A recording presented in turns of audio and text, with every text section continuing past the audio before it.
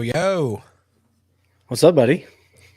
3 days in a row. Let's do it. I missed it last night, but I watched it today. Yeah. You got the Wizard. That was a big get. I made a few phone calls, Fantastic. Yeah, you were trying to get me, and I was just beat. I was in bed and sleeping at like 8:30. Oh man, that must be Completely nice. just beat. I think the day just mentally, physically, liquidity, whatever from the day before. Yep. It's just it wasn't gonna happen. So No, I get that. I didn't do it, but you guys did great. Greetings and salutations, everyone. Welcome to another live episode. Tonight's show is brought to you by Katie Bailey with Dunbar Real Estate. To the Top Talk is the original and longest running Southern Miss podcast in the market. We're recording this the night before we start basketball season, right? Hey. So that's going to be fantastic. Here with your break from the High Resource 5 or 4 propaganda and talk a little Southern Miss athletics, specifically the Will Hall firing and, or change. The guy was so good to me that I don't even like saying the Will Hall firing, to be honest with you. It is what it is. Look, it's a big boy job. And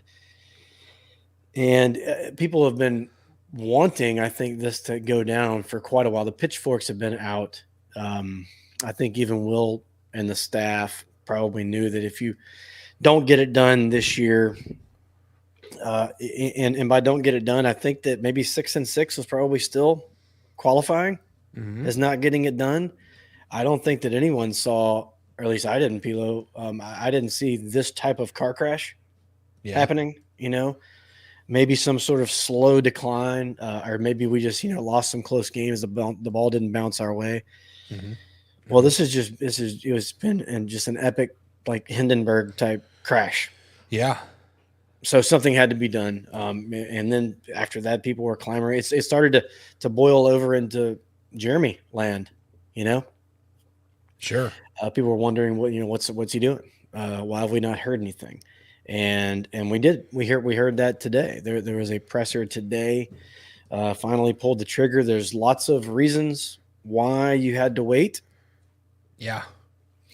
And he went into some of those specifics. He was a little bit vague, but what do you think about that presser? First of all, I made a few notes while I was listening to it, but what were your thoughts on the presser? Yeah. I mean, I think it was exactly what a lot of what we've heard on the lives lately. It was what fans have been wanting. I know there was a lot of people out there that immediately that wanted him to be fired, but at the least they wanted an update. You know what I mean? Like, just give us an update of like, we're not happy with the direction this is going, and we knew McClain probably wouldn't do that until something happened. And so, yeah, I thought it was good. I thought he handled every question really well. He's a sharp dude, and it's going to play it close to his chest as he should. I mean, the worst thing I think that can happen is, you have stuff leak out and all that kind of stuff, and the process gets, broken or something goes wrong. So. Yeah, and I have a few notes that I want to hit on as well before we get well into this.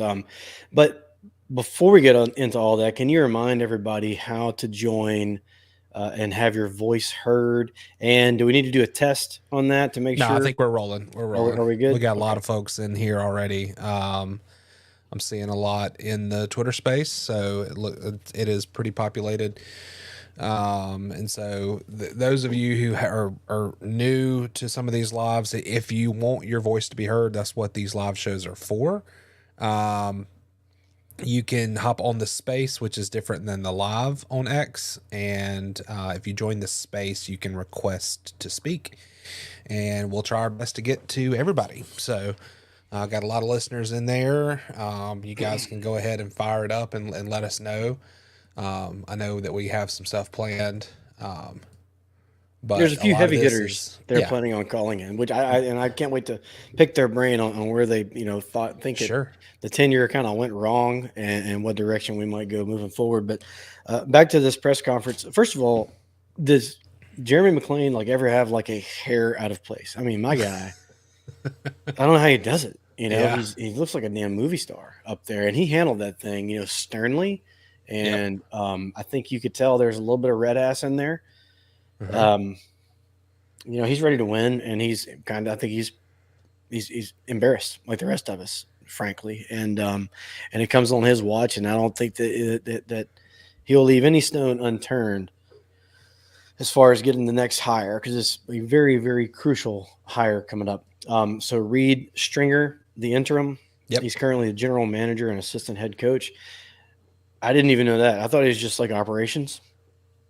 So, and we'll start with that, Pilo. He mentioned that early on, and everybody knows that he's the interim now. But we've got a discipline issue sometimes. We have things happening after the whistle. We have, wouldn't you agree that we haven't been really acting right on the football field? Okay, Yeah. and that was with the head man in charge. Okay, now that headman's gone, Well, I'm just wondering. Let me which say this way. though. Today is Monday, and as we've gone along in the Hall kind of regime, Mondays was an off day. They hit the ground on competition Tuesday during the season, but today our guys got out there in helmets and got after it for a little while. So already seeing a little bit of change in that. And so from what I heard, team responded well. And, I think there's already things that are maybe hopefully will look a little different, through now to the end of the season. And, a lot can happen. You never know. I do like the fact that the position coaches are staying in their roles, right? Sure. I think if you did, if the interim did go to one of those, that would be double duty. And well, it's already going bad, but I think that would be just extra on top of all that. There's a search firm that's going to kind of, I guess, do most of the legwork. Yeah, I really like his description of that, because a lot of people hear search firm and like, oh, they're going to be the one that suggest. He's like, that's not how it works. No. There are so many logistical things that have to happen, with travel and interviews and second interviews and like he said, all of that background stuff. And not to mention that, Jeremy still has other stuff to do, right? He's still got a job. So do all these candidates too. Right. So you kind of need that extra group of people. Where are you going to get them? Well, there's firms that do this. You got things like early signing period coming up. You have the portal opens up, I think, on December 9th. You've got, I don't know, 5-6 weeks tops. Yeah. I think we'll have something definitely in place by Thanksgiving for sure. And maybe not he an also, announcement, but it will be in, Jeremy also mentioned that, he's not going to have to do a whole lot of looking. Yeah. Like, this is still a coveted job, and his phone's already been blowing up. He kind of got a little shy grin, right? Yeah. When he said that. So, but it is, look, it's been a bad decade, but the previous century was a pretty good barometer. It's been a bad decade, and we're still in the top, 3 or 4 teams in attendance and support and all those things. So yeah. Hey, and I'd like to give a shout out to the fans as well. People are banging on the fans. I've seen some of that, even some friends of ours that are banging on the fans. It hadn't been there quite as long. I'm like, you know what? It's time to cut the fans a little slack. And I think that that's saying something as a fan when you're like, you know what? Either I'm going to show up with the bag on my head, I'm going to show up with a certain shirt on, or I'm not going to show up at all, and I'm going to let everybody know about it. You know why? Because that's passion. Yep. When you get past passion, you get to in the apathy. That's the real problem. And McLean made reference to that as well. He mentioned the buyout thing, that it's the rest of this year and next year, so that was never going to change. And that if he thought that 4 weeks ago making the switch, it would have made our team better, he would have done it then. There's just too many things like red shirts on the line. If you'd have done it right then, people that didn't want to play in that fourth game. There were things that you had to kind of wait on, sure, to make the decision, and at this point, it's just kind of become clear. Let's see here. He mentioned like the search was going to be national. He didn't want to pigeonhole us into like any kind of. We don't want just like an offensive guy or just a defensive guy or just a guy that has Southern Miss ties or anything like that. And he also mentioned that They met with the team. I think Jeremy and Will walked in the room and met with the team before they went out for practice. So it's kind of sad, but it seems like it's being done. I don't want to say the right way. Just I don't know. It wasn't escorted out of the building, right? This was amicable, I think, and it just didn't work out, man. So, but going back to how I opened it, Will has been nothing but nice to me. This next coach, I'm going to do my damnedest to not become friends. I hope, Pilo, that when the next coach comes around and I say, hey, we have a podcast, could you do an interview? I'll be like, backhands me or something, right? I want a red ass that's not going to put up with any shit. So let's hope that we get that kind of guy. And I think that's about all the notes that I had on the we'll get caught up on some of these comments, and then I think we have some folks probably requesting here. So, right, Mustard Buzzer, what's up?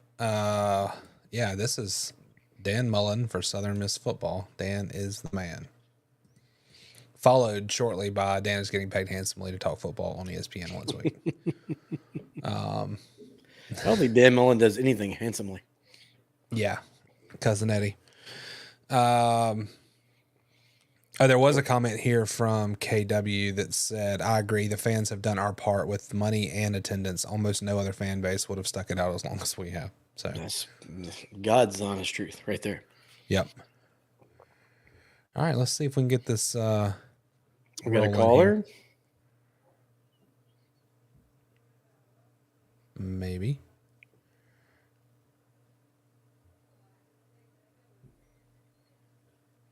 While we're waiting on that caller, I'd like to remind everybody the Black and Gold World Series does start in 4 days. Game 1 will be on October the 25th at 5 p.m. And remember, you can still do that. You can be an honorary captain with the collective for the $500 mark. And then if you wanted to enter the sweepstakes, yes. If you want to enter the sweepstakes, you can do that for $25. And the first game is on 10/25. Yep. Got you. Go ahead. I missed something. Hmm? Well, you were there for a second. Hello? Yeah, we got you. Hey, got you. Go ahead. Let's try that again. Okay, you should be able to hear us now, Heath.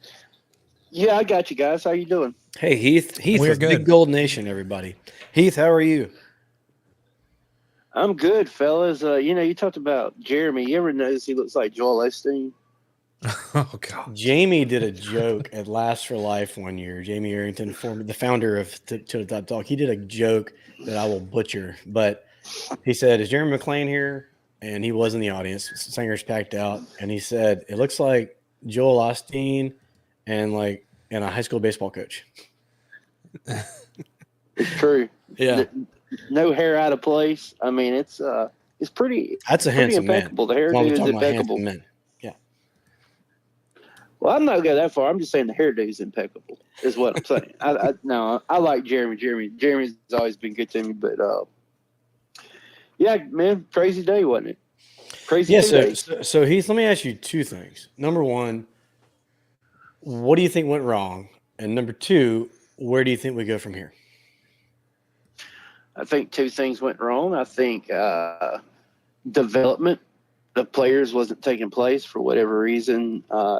Strength and conditioning, nutrition, you can throw all that in there. I think development, and I also think that once Austin Armstrong left, a lot of fire on that team left. Even the offense, when they won 7 games and won the bowl game, the offense wasn't great, but that defense was good, and that defense covered up a lot for that offense. And I think once Austin Armstrong left, a hole was left there, and I think he was also emotionally a leader as a coach on that team. And I think you just saw the general decline of the defense ever since he's left. And the offense never got better. The offense just you always had Coach Hall.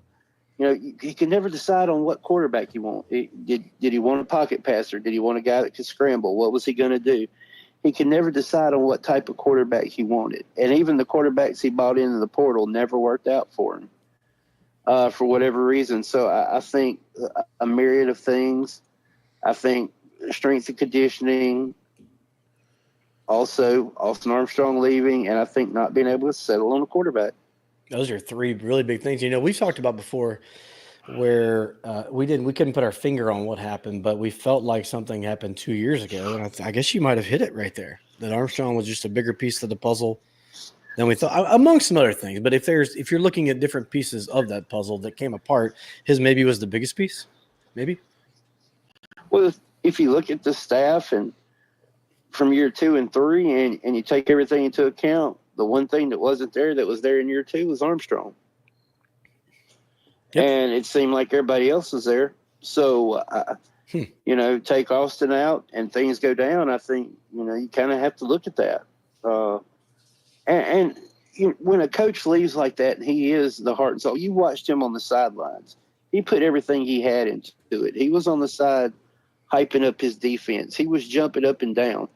He was doing that type of thing, and you saw the players feed off of it. And when that left, it seemed like there was no coach that took that spot of what he was doing. I don't want to say the hype guy, but you understand what I'm saying. Mm-hmm. There was nobody that took the spot of what he was doing at that time, the energy. No coach took that spot. Yep. And then, of course, you look at quarterbacks, and it's been a revolving door. What's the final count on quarterbacks? 14 people have taken a snap. It's 15 taking a snap at Southern Miss or something like that. It was 11 that 1 year. In fact, we had to get a guy out of free agency. Remember, he was the graduate assistant. Yeah, it's insane, and that goes back to development and offensive line. And offensive line had issues blocking, and not being able to run block. So Heath, would that be like your biggest thing moving forward? Is like when the guy came in an interview, you're like, hey, look, we're going to need intensity. We're going to need accountability. We're going to need development. We're going to need a track record of all those things. Is that just where you start? I think I start asking. First thing I start asking the coach is, where do you want to be in 7 years? And if he says it's Southern Miss, I'm going to show him out the door. I think that's the first thing that's going to happen, because I don't think in the day and age of football we're in, you're not going to have Jeff Bowers anymore. I want a coach that wants to be here for 3 years and move on. If we're having to, if Southern Miss is having to hire a coach every 3 years, that probably means you're going to bowls, you're winning championships, and somebody wants what you have, and they're willing to pay for it. So if that's the issue, Southern Miss has to understand this is not a destination school. There is no school in the Sun Belt that's a destination school. This is not the 90s, the Jeff Bauer era. It's just not. I want a guy that wants to be here, works his behind off to get to that next level. Mm-hmm. And I think that comes in with bringing the right people in, having his people, having his players. We've seen it done with the portal. ULM did it. Texas State has done it. It can be done. And with the NIL Southern Miss has, they have advantages that those other two schools didn't have. So yeah, I think young, aggressive, a guy who wants to become a Power 4 coach, and that's what I'm looking for in a head coach. If I'm Jeremy McClain, I'm not, but if I was, that's what I would be looking for. And he doesn't have to have a tie to Southern Miss. To me, that's well. Let me ask you this: that's fundamentally. Because the guy that I have in mind that I just think would be maybe not like a home. He could possibly be a home run, but he's damn sure a double off the wall.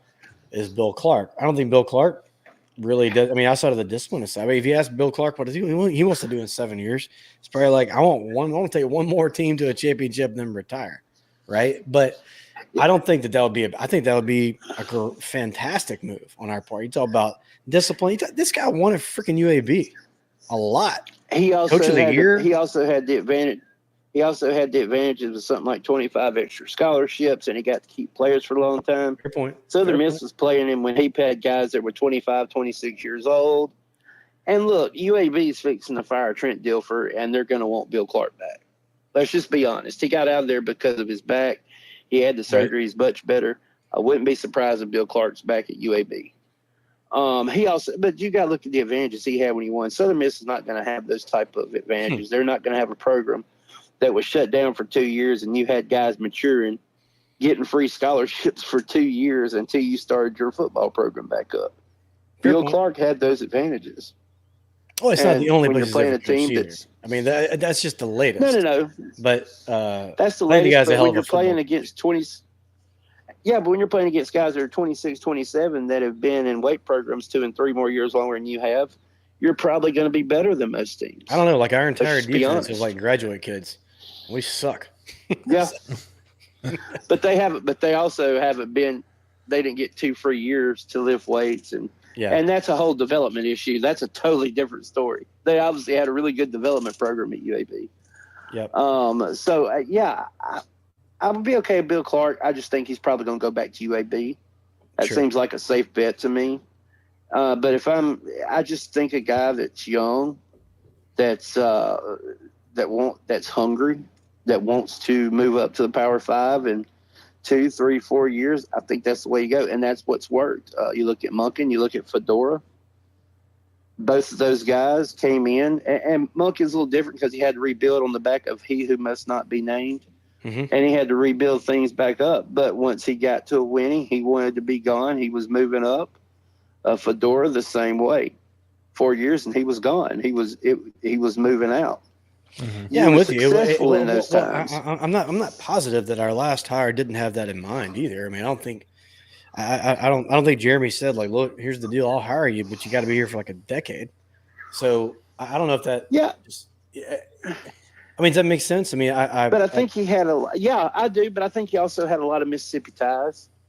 And I think you look at Monken and Fedora, no Mississippi ties. I mean, that's just, if you think about it, they didn't really have any Mississippi ties except for the fact they were the offensive coordinator at Oklahoma, and that seemed to be a hotbed of coaches for Southern Miss. I guess Bauer, I Larry guess Fedora, and Todd Monken. I guess where we can agree is that we did. If you're ever going to have like the Mississippi tie coach, we just had one and it didn't work out. So I will agree with that. I don't think it's a bad thing to know somebody from Mississippi. I don't think that should automatically exclude you, but I get your point for sure. But I don't think that the guy at ULM who was at New Mexico and UAB, I don't think he had much connection to ULM, and look what they're doing. So I think that I don't know if the connection matters that much. I think what matters is a coach that comes in that could connect with the players that are here and that could connect with recruiting, because this next coach is going to have to recruit too. They're going to have to go out. They're going to have to be high school coaches. And I think that's important. I just think it's a guy. I think relationships are important. I do think we all did that, but I don't think you have to be from the area to be able to do that. I don't think you have to have a Southern Miss connection to be able to do that.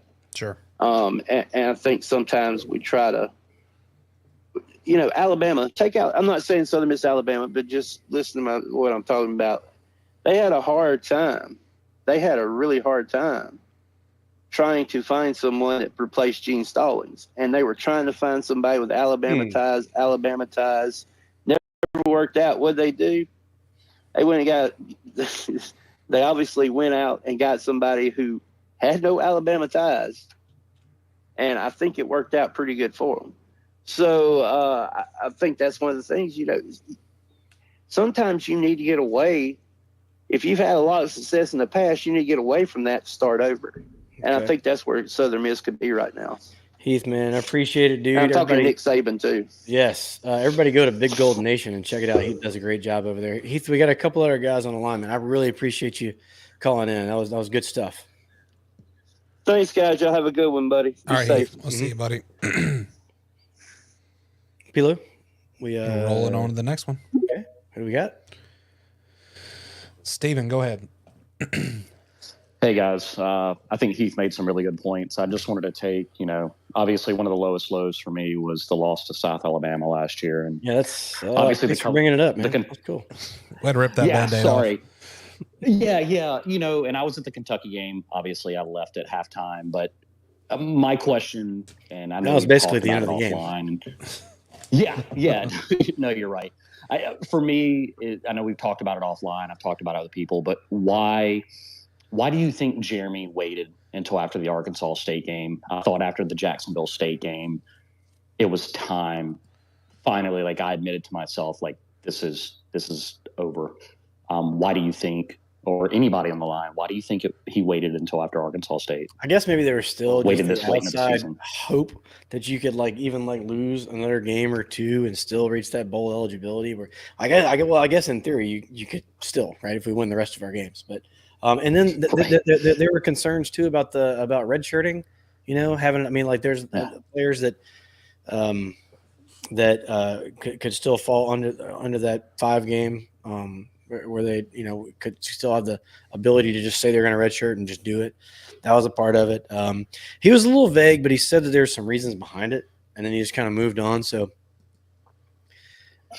he's very methodical, and I mean, Jeremy's very methodical in his approach. So he probably had reasons to wait until now. I just, that was. This is also how Jeremy works, right? He's not knee jerk. He's not fan. He's not us. All of us would have pulled the trigger months ago. Like halftime adjustment. Like, you know what? I'm coaching. Get your ass out of here. That's what we do. Jeremy takes a little bit more of a methodical approach, and he also knows that this is a very big deal. I mean, so I'm glad we've got him making the decision. It's a big one. It's a very big one for him. So it's a very big one for us, for the town. When the football team's good, the bars are good, right? Went to 4th Street the other day. Great crowd. But I know when this thing's rolling, there's 400 people in there. There's probably, 50 or 60, right? Everybody still had a great time, but it's important in a lot of ways. Football team, it just means a lot. It carries the load financially. Everything kind of depends on it, even though the other 2 sports are rolling. Football's the moneymaker and for everywhere. So very big hire, can't miss. Sure hope we don't whiff on this one. I don't think we will.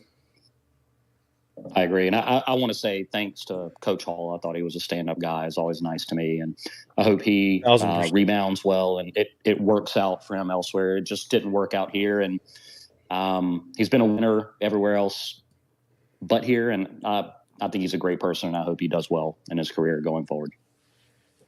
Yep. Second. Cool. Thanks, Leg. Appreciate you calling, man. Pilo, who we got? Let's roll on. Chris, go ahead. If you'll unmute, you should be good to go. Can you hear me? Yep, we got you. Got you. All right. Yeah, the biggest thing I've seen over the last several years, especially during the Hall years, is we're getting beaten in the trenches. And I know he's recruited a lot of kids and brought in a lot of transfers, but we're getting whipped every Saturday in the trenches. And we were talking earlier about the quarterbacks. The reason why we can't keep quarterbacks healthy is because they're getting sacked, they're getting hit constantly. I think we've had some decent quarterbacks along the way. We just couldn't keep them healthy. Sure. And I think that's part of it. I don't know if that's strength and conditioning or what. I can see the talent on the field. I mean, they've got some talented players right now. But if you go back and look at the teams from the past, and it's always good to look back when we were successful. Rarely, when we had really good teams, were we getting beaten in the trenches. Mm-hmm. No doubt. And that's even when we were playing Alabama. I was at the 2000 Southern Miss Alabama game in Birmingham, and we were toe to toe. I mean, that was a not necessarily a good Alabama team, but we were toe and toe with Alabama. I mean, if you look at any of the other teams that we've had that were successful, looking at the 2011 team or the teams in the early 2000s or late 90s, I mean, big teams would come in and we were toe to toe with them because we could play with them in the trenches. And when you have good linemen both sides of the ball, especially on the offensive line, if you can run the ball, you can keep the quarterbacks healthy and make it to where you can be successful. I mean, that's the biggest thing that I've seen over the last several years. Even go back to Hobson, we just were not recruiting or not getting good or what it seemed to be very talented, defensive and offensive linemen, or we weren't coaching them right. Yeah, I really think that, and obviously, I mean, look, every team that's good has good offensive or defensive line, right? Or they can just lean on scheme, lean on an identity. We hadn't had one of those. The only identity we've had since Coach Hall's been here is a super back. We did it well. People said it was a 2A offense, but it still moved the ball, and we did everything we could possibly do to get away from it at every single chance we got, right? And maybe everything would have worked out the same way. But can you guys name any other identifying trait that our football team has had? Right, with Fedora, you could talk about the spread. I don't know if it necessarily depended on, our offensive line when Fedora was here. Hell, we couldn't stop anybody for 3 years until he finally got rid of Bradford, and then Dan Dish came in and got us a championship basically. But at least there was an identity there. We got to get one of those. We have to get an identity. And whether that's big monsters or not. That's what Hinkle had said earlier. He said Hall's biggest issue was the team had no identity. He didn't even know what he wanted us to be. And, I'm unfamiliar with that name. Yeah, exactly. Well, part of the thing that I've seen with Hall, I mean, Hall's a nice guy, but there hasn't been the intensity that you need. And that, whoever we hire, I want a young guy that's got, that is really excited and wants to go to the next level immediately. I think you ought to put incentives into the pay, whether it's a base rate of $700,000 for 7 wins minimum, and every win above 7, they get an additional $100,000. You can't tell me if you get a young coach that he's not going to try to push and win more than 7 ball games right out of the chute. But he's got to go in and get the portal and get the right players in here immediately. I mean, if you go back and look at Monken, when we played the championship game in 2015, Monken went out and got recruits. He went out and got JUCO players. He got transfers. I mean, that 2015 Southern Miss team was as good, from a size and, offensive, defensive line as we had in a while. That's why we were competitive that year. Sure. Mm-hmm. And he spent those first 2 years really building it the right way. The good thing is we don't really have to do that anymore. You can overhaul the roster instantly, right? Imagine if Monken could have done that. Just came in and we would be GJ Kinney and Texas State, right? I don't think Monken gets enough credit for what he did with the program. What he had to take over and what he rebuilt. Yeah. Yeah, he did a phenomenal job. He's leading the Ravens right now, 17-10 over the Bucks. No doubt. At the half, Monday night. Well, Chris, man, you make a lot of good points. I think we're going to go ahead and move on to this. There's just a lot of callers tonight, but I really appreciate everybody calling in. Chris, that's great points, man. The trenches is a great way to start that incentive program.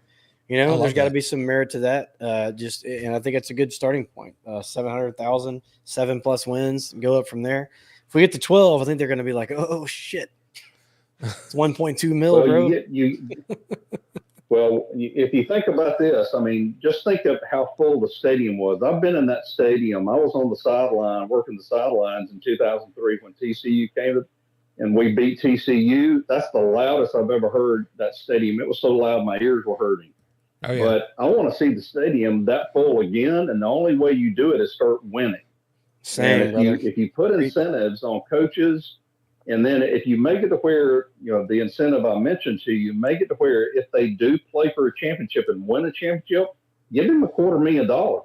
Just think of the amount of money that we're going to start bringing into the program through, through the collective, through butts and seats, and Lord knows how much beer we're going to sell when the stands start getting full. Yeah. Love it. Awesome. Good stuff, buddy. Who we got next, Pilo? Thanks, Chris. Go ahead, Jason. You'll unmute. You should be good to go. Maybe he stepped away. Okay. No problem. But those were a lot of, and look, I would like to point out some of the things that I think that might be, we need something to look at. Like, I think discipline's a really big deal. I think emphasis on development. Somebody who has a care for the nutrition portion of the football program. Having a track record with NIL would be a plus for me. Being portal savvy, right? I think that's a very big key, specifically with teams on kind of, in on our same level or in the same ballpark as we are. Do we want offensive or defensive minded? I think most people will say offense. It's just easier to do, right? Even if you lose and you score 43, I think you can stomach it better, right? Than just never getting a first down, doing this third down thing. And maybe we do go offensive because we've had so many offensive woes. For me, I don't give a damn whether we win the 6-3 or 47-40. It doesn't matter to me as long as it's a W at the end. But if you have to pick one of the two, I think I'm leaning offensive, right? Oh yeah, yeah. The ability to ignite a fan base that has to be, and the last caller, Chris, he hit on that a little bit, saying it's always young and excited. Well, Belichick didn't do it that way, right? Bill Walsh didn't do it that way.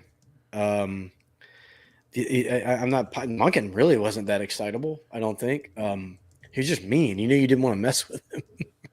And he had these cool plays that he ran. So but it would be nice. We've all seen Fedora do it. We saw Fedora come in. Pilo, I heard you and Shane talking about it last night with, I think it was you guys, the 30,000. He wanted to come in like right off the bat. He's like, I want 30,000 people at the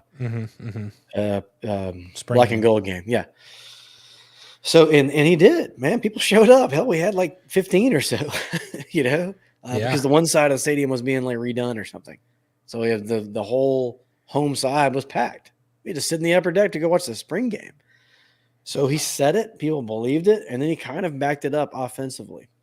So that was really cool. So maybe there's some merit to that as well. Having ties to the region and recruiting somehow is being frowned upon by most of Twitter and these call-in shows that I've listened to. Maybe that was just because our guy was so dug in the Mississippi, red clay that we just want to get away from that. Sure. Maybe there's some merit to that as well. But I don't think having ties to the region from a recruiting standpoint can ever be a bad thing. Now, let's talk about brand for a second, because there are some guys out there, one in particular, that has a brand, right? Where's the cowboy hat? Yep. Yeah, his name has appeared a lot in this chat tonight. Mm-hmm. Is that a caller? Yeah, if he'll unmute. There we go. What's up, fellas? Hey. There he is. Sorry, I just had it written down. I had it written. I had Bake ?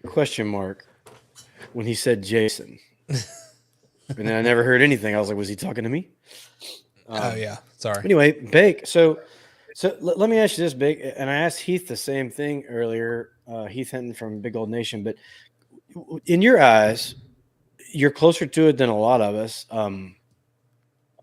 What went wrong, and where do you think we go from here? Well, I think there's several factors. I think the number one factor, and people are using the term that he couldn't settle on a quarterback, and I don't think that's the right verbiage. To me, it's that there was never a consistent quarterback in terms of play out on the field. Look, Trey Lowe was as talented a thrower over the football that I've ever seen in practice. And I'll stand on that probably for a long time. And I'm not kidding. Matter of fact, so much so that my business partners make fun of me because of how much I rant and raved about Trey Lowe. But when the lights came on, it was a different QB out there. And look, it's Will Hall's job to get those quarterbacks to perform at a high level. But it's not that he hasn't wanted to settle on one. I think he's given plenty of them opportunities to win the job outright, and they just haven't. They've not performed at a consistent level. And when you look around college football today, frankly, you find me a team with poor quarterback play, and you're not going to find a very good team. It's just not happening. Florida State. Right. You know, I mean, I just don't see it. And so to me, like, it's not that Will Hall couldn't settle on one. I mean, heavens knows. I mean, he literally had Ty Keys committed to Tulane, and that was the guy that he brought here to become the man, and it just didn't work out. He just and look, we could break every single one of those guys down. I heard somebody mention how many guys have taken a snap at the quarterback position. The number is 21. That's how many guys have taken a snap at the quarterback position in the Will Hall era. And so now that's just a snap. Now that's not prototypical quarterback. That's including super backs. That's including, anybody that would have Kenyon Clay, for example, right, would have taken a snap at quarterback. So that's including that. That's an exhaustive list of people who've taken a snap there. But what that list tells me this is like, you're not going to go down to saying that Will Hall didn't try or that he couldn't settle on one.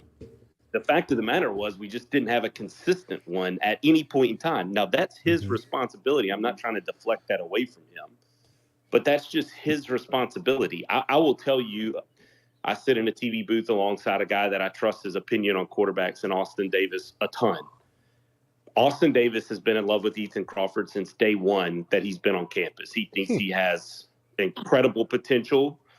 He thinks he can throw the football extremely well. But the problem with Ethan Crawford, he's not been healthy. So, is that, that's not always the coach's fault. Now I think there's other elements to that and we can get into that, but Ethan has just not been healthy. He is healthy-ish right now. I think he's as close to being as healthy as he's been since he's been on campus. And I thought, honestly, that he played like I think a redshirt freshman quarterback, or maybe a sophomore classification. But he played like that Saturday night. There were glimpses, but nobody in their right mind wants their quarterback rushing it 26 times on Saturday night, right? Sure. And so there's gaps in his game too. Yeah. So Bake, when you're sitting up, and I feel bad because I never get to watch you guys, because I'm always there. But right. So what does Austin say about just the accuracy out of? I know we're talking about coaches and we're talking about, but you brought up Crawford, and I've never seen it. I think he's just wildly inaccurate. And I feel like he can be an athlete anywhere on the field that he wants to be and be one of the better ones in the league. But when you ask him, like, I'd love to see him run the ball 26 times. Like you said, you don't want him to do that. I think if he leaned into that and only threw it 14, I think we need to go that direction. But you're telling me that a guy who's one of the best that's ever done it sees it differently. So maybe on the air or off the air, when you're talking to Austin, what does he see that, like, what am I missing? Well, I mean, I don't think what Austin indicates, right, and I won't just put total words in his mouth, but what he has repeated on broadcast, right, is there's room for growth as far as his ability to place the ball where it needs to be placed.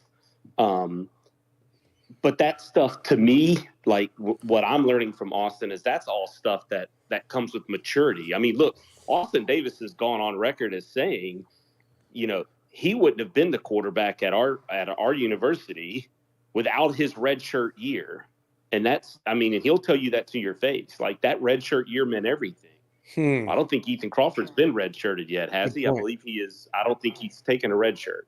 So he's still very early. And when you really look at the scope of things, like the totality of how many plays he has played and quarters that he has played, he's still relatively very young and new to college football. And so I think there's some nuances that you got to learn. I get what you're saying, Bump, about, well, I would like to see him run 26 times. Well, the truth of the matter is that's what leads to him not being healthy. You're not going to run it 20-ish times a game in college football and succeed. I mean, you could point some caveats out to that, but for every one of those, I'll give you a guy that's been hurt when trying to do that. So, I mean, for instance, what I've seen, so they got Jalen Rayner. Let's use him as the example on Saturday night. Good play. Butch Jones put him in the game a year ago prior to us. I can't recall the opponent off the top of my head now. But then he comes out of that game, and they name him the starter. And he has been the starter since that point, since facing us. He threw 5 touchdowns against us a year ago in Jonesboro. He has consistently started. He has not played great. I think we had a statistic. He had 1 touchdown pass in previous first halves this season prior to what he did against us on Saturday night in the first half. But if you looked at Jalen Rayner, there was some polish there. Number one, the throw to Corey Rucker with the one-handed catch in the end zone. Like, that was a pro miss. He missed it in the exact spot that it needed to be missed from about 28 yards out, right? Like, he's been groomed. I mean, he's a guy. And I'm not defending Will Hall. What I'm just simply saying is, you ask, like, what's gone wrong?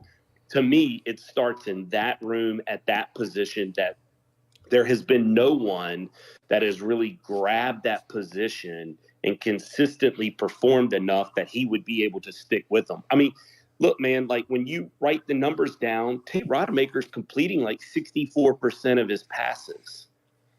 But I think it leads to the other issue in the room, which is the offensive line has not been able to protect Tate Rodemaker, and he has zero ability in terms of scrambling and extending plays. Mm-hmm. And so what are you going to do? Are you going to just put him back there and hope that the offensive line finds a way to protect? Like, I think Will Hall's a better coach than that, which is why I think the moment Ethan Crawford got healthy, you've seen Ethan Crawford. I mean, he wasn't even on the Jacksonville State trip.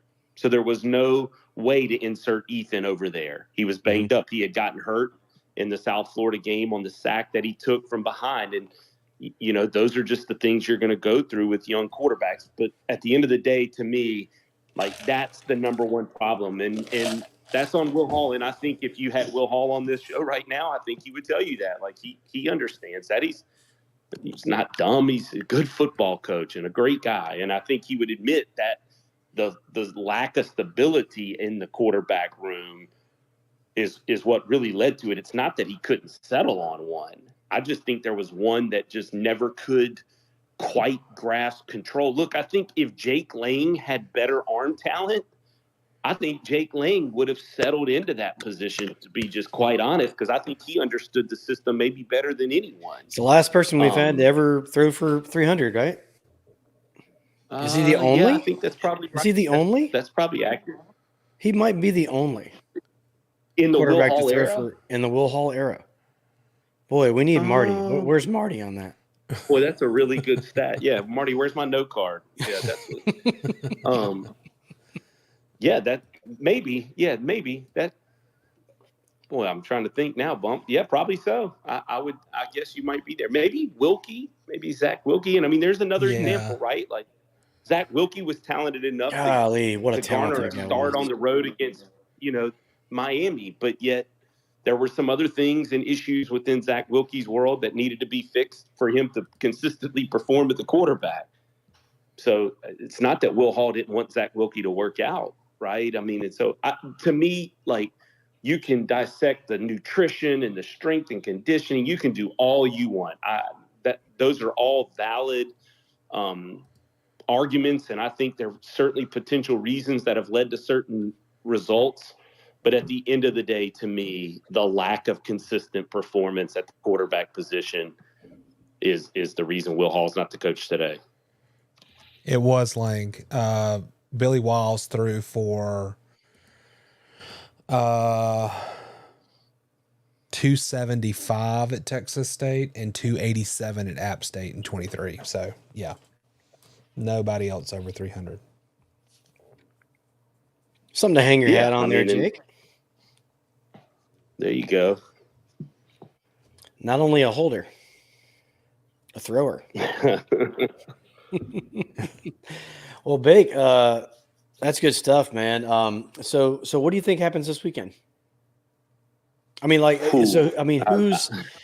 this could go one of two ways. There could be a bump. There could be some energy. Like, you know what? Let's go out there and prove the world wrong. There could also be a whole bunch of laying down, right? So again, you're closer to the action than we are on a daily basis. So where do you come out on that? I mean, I guess, like, who's running what is Stringer doing? Do you think Stringer has anything he's doing?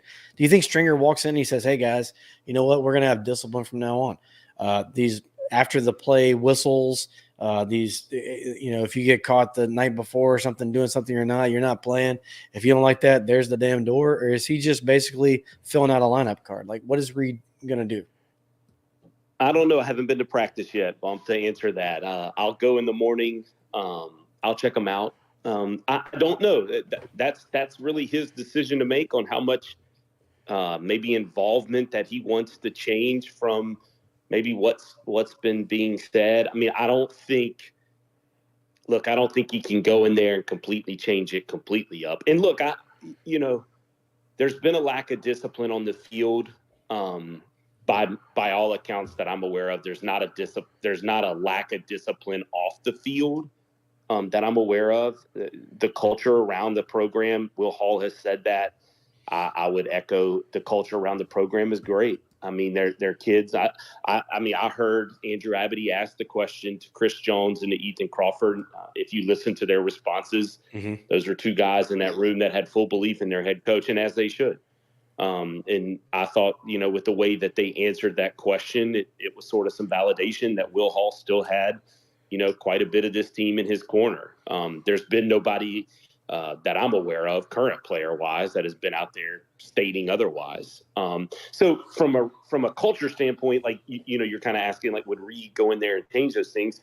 I don't know. To be frank, I don't know Reed Stringer that well in terms of like how he's going to handle the role of the responsibility. My guess is, and this is just a 100% hunch, so this is just pure speculation on my part, is I think he's going to try to keep things as a consistent environment as possible to what they're in terms of like the tone and different things like that. But maybe he'll have a few things that he's going to try to shore up. What I'm interested more so in is like what guys get opportunities, because I think there'll be some players that will take this opportunity maybe to hit the portal. I think that I think the speaker, maybe two speakers ago, Stephen Leggett, asked, like, why did Jeremy wait this long? I think there's one answer to that question, and it's the portal. I think, you make a move like this in week 4 after Jacksonville State and you sit on a bye week.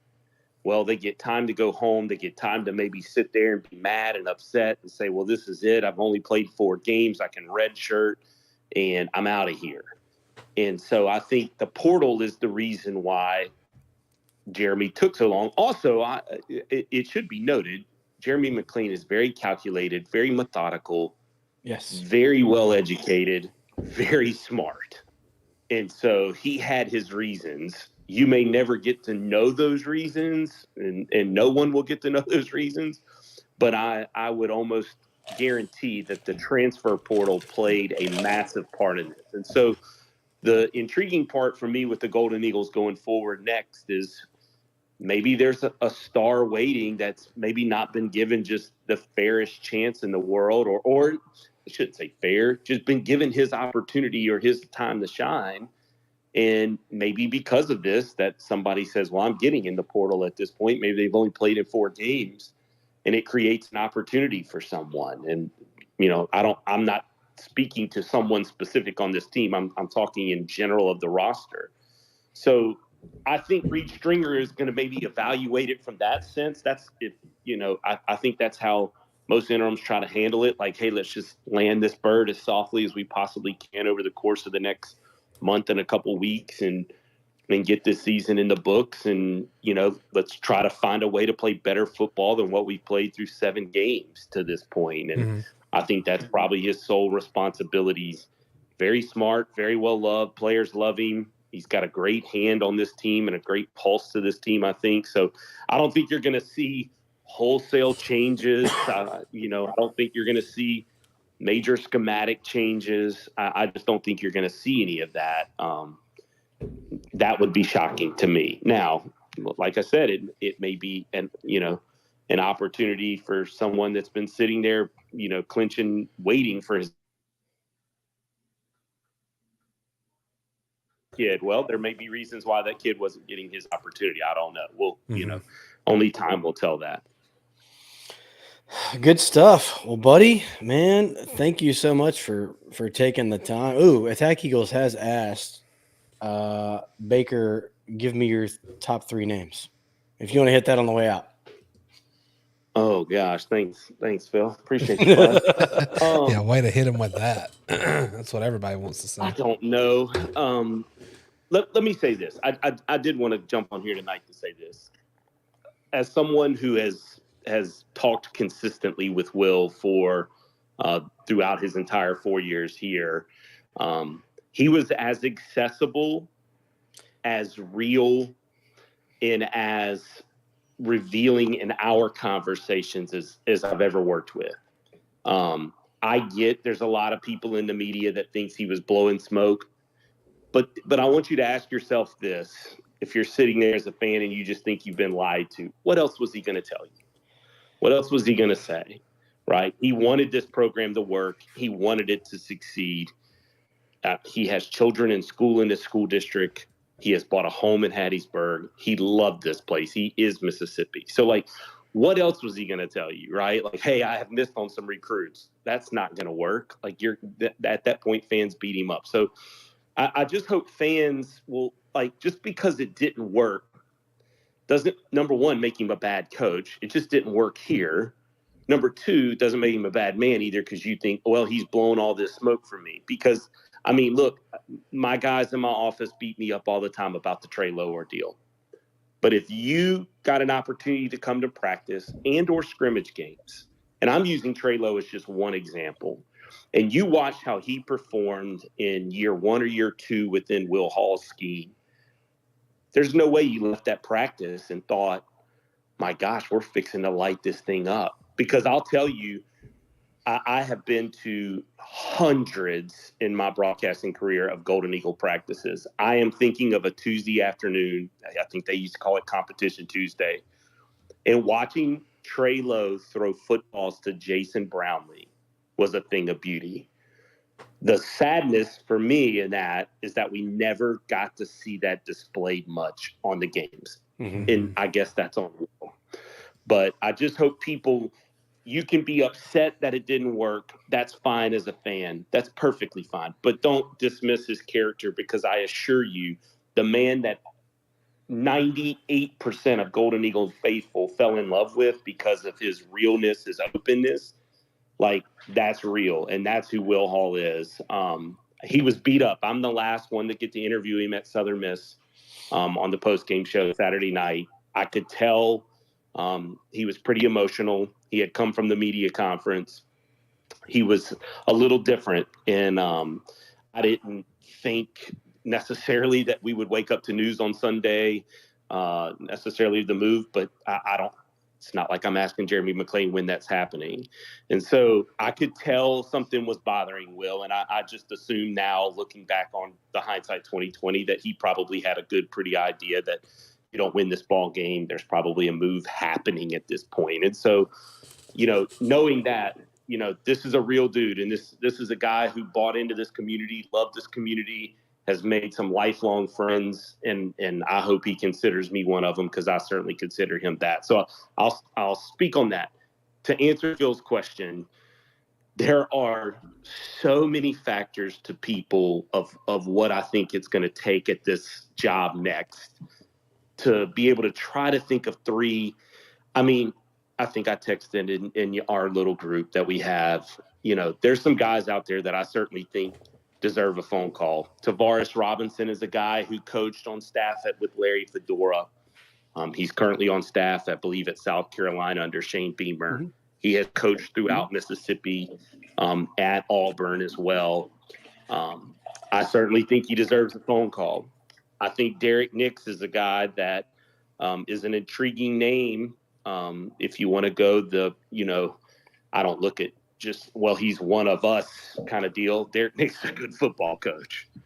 Has recruited Mississippi a long time, put a lot of people in the NFL while coaching at Ole Miss. And so I think D Nix is a guy that deserves a phone call.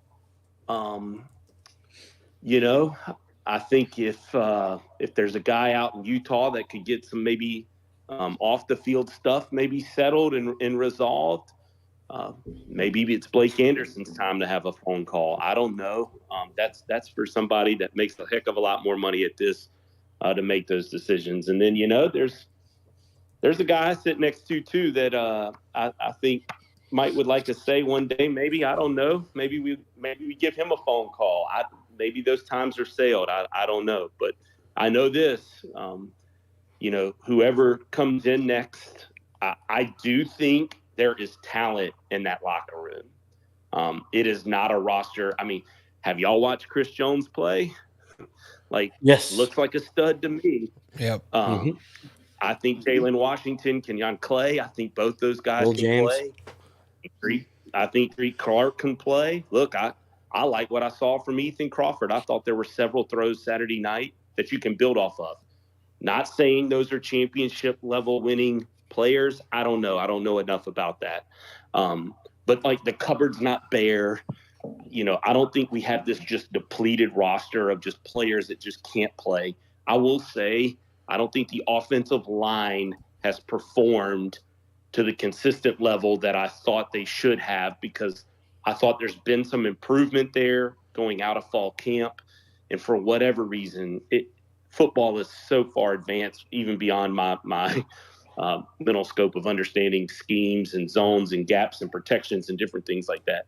Maybe schematically they're just struggling. And so, yeah, I think, that could lead to a lot of our problems as well. So I don't know. Those are three names for Phil to chew on. I'm sure I've seen the go offense tweets and Dan Mullen tweets. And look, man, I'll give you a name. This is a crazy name, but Zach Arnett was a heck of a football coach, and he was put in an unreal, terrible situation in Starkville, Mississippi a couple of seasons ago with the passing of Mike Leach. Really in an almost non-win ability, almost impossible type situation.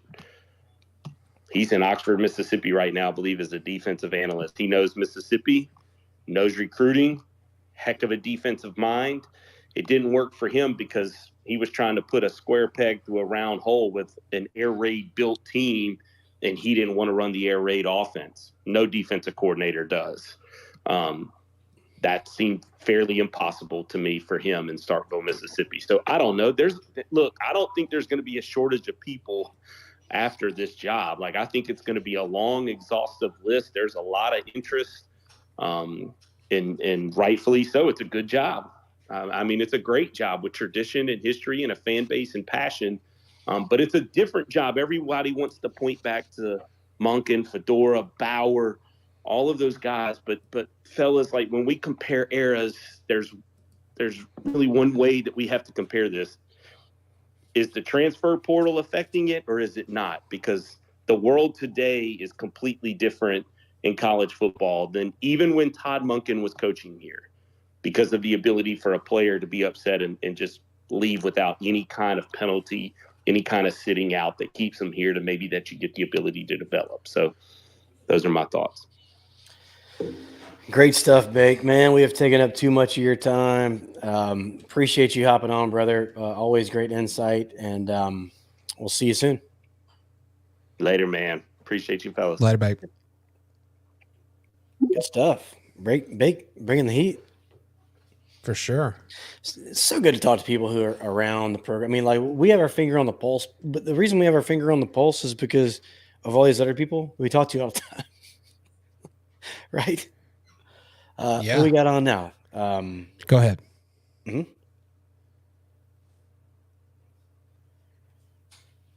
You are on the air.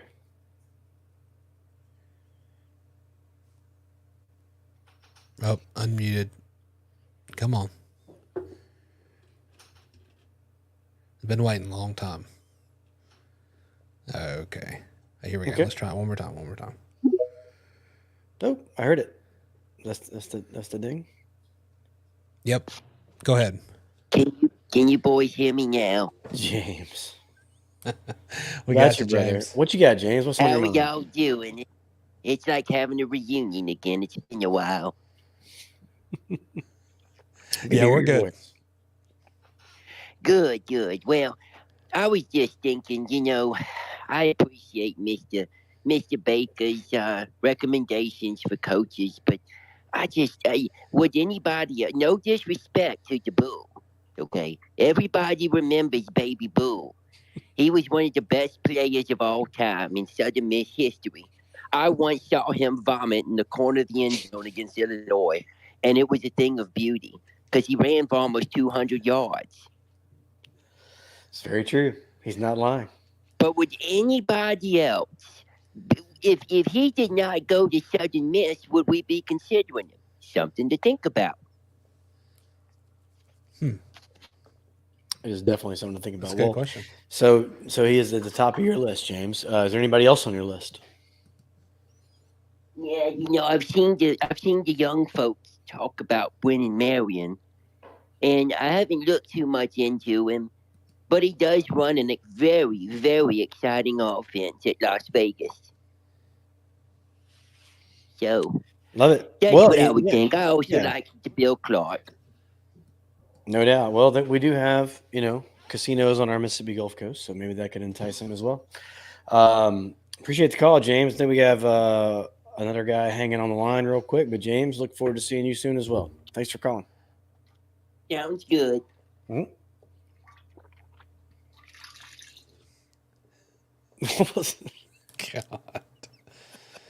Oh, Lord. Good stuff. You could have gotten rid of that one a little quicker there, Pilo.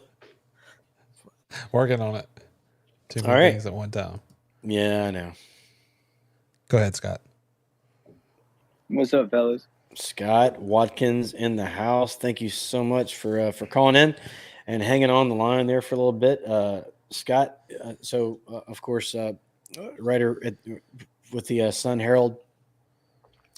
Scott, you kind of got into a beef the other day with Will Hall just a little bit. I guess things were just kind of setting in. And I'm not trying to bring it out, but it's just happened. You could tell the tensions were high. Everybody knows it.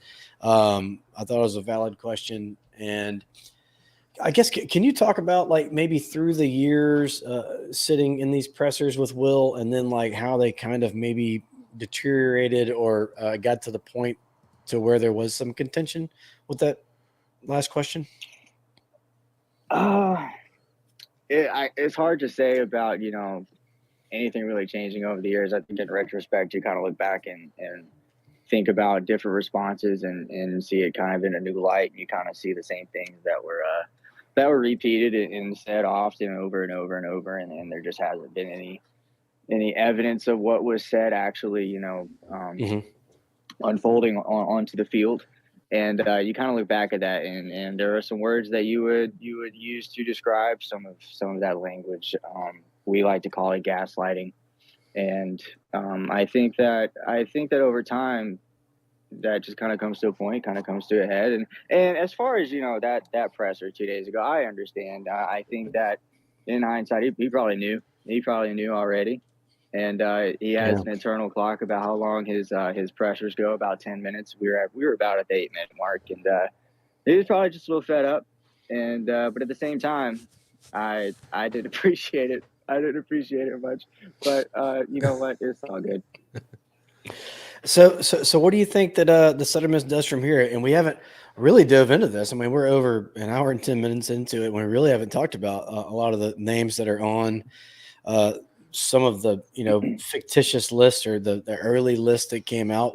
But Jimmy Rogers has been mentioned, Brennan Merriam with the cowboy hat and the go-go offense, Brian Harsin, Mike Shanahan, Bill Clark, Kane Womack, Casey Dunn, Shannon Dawson.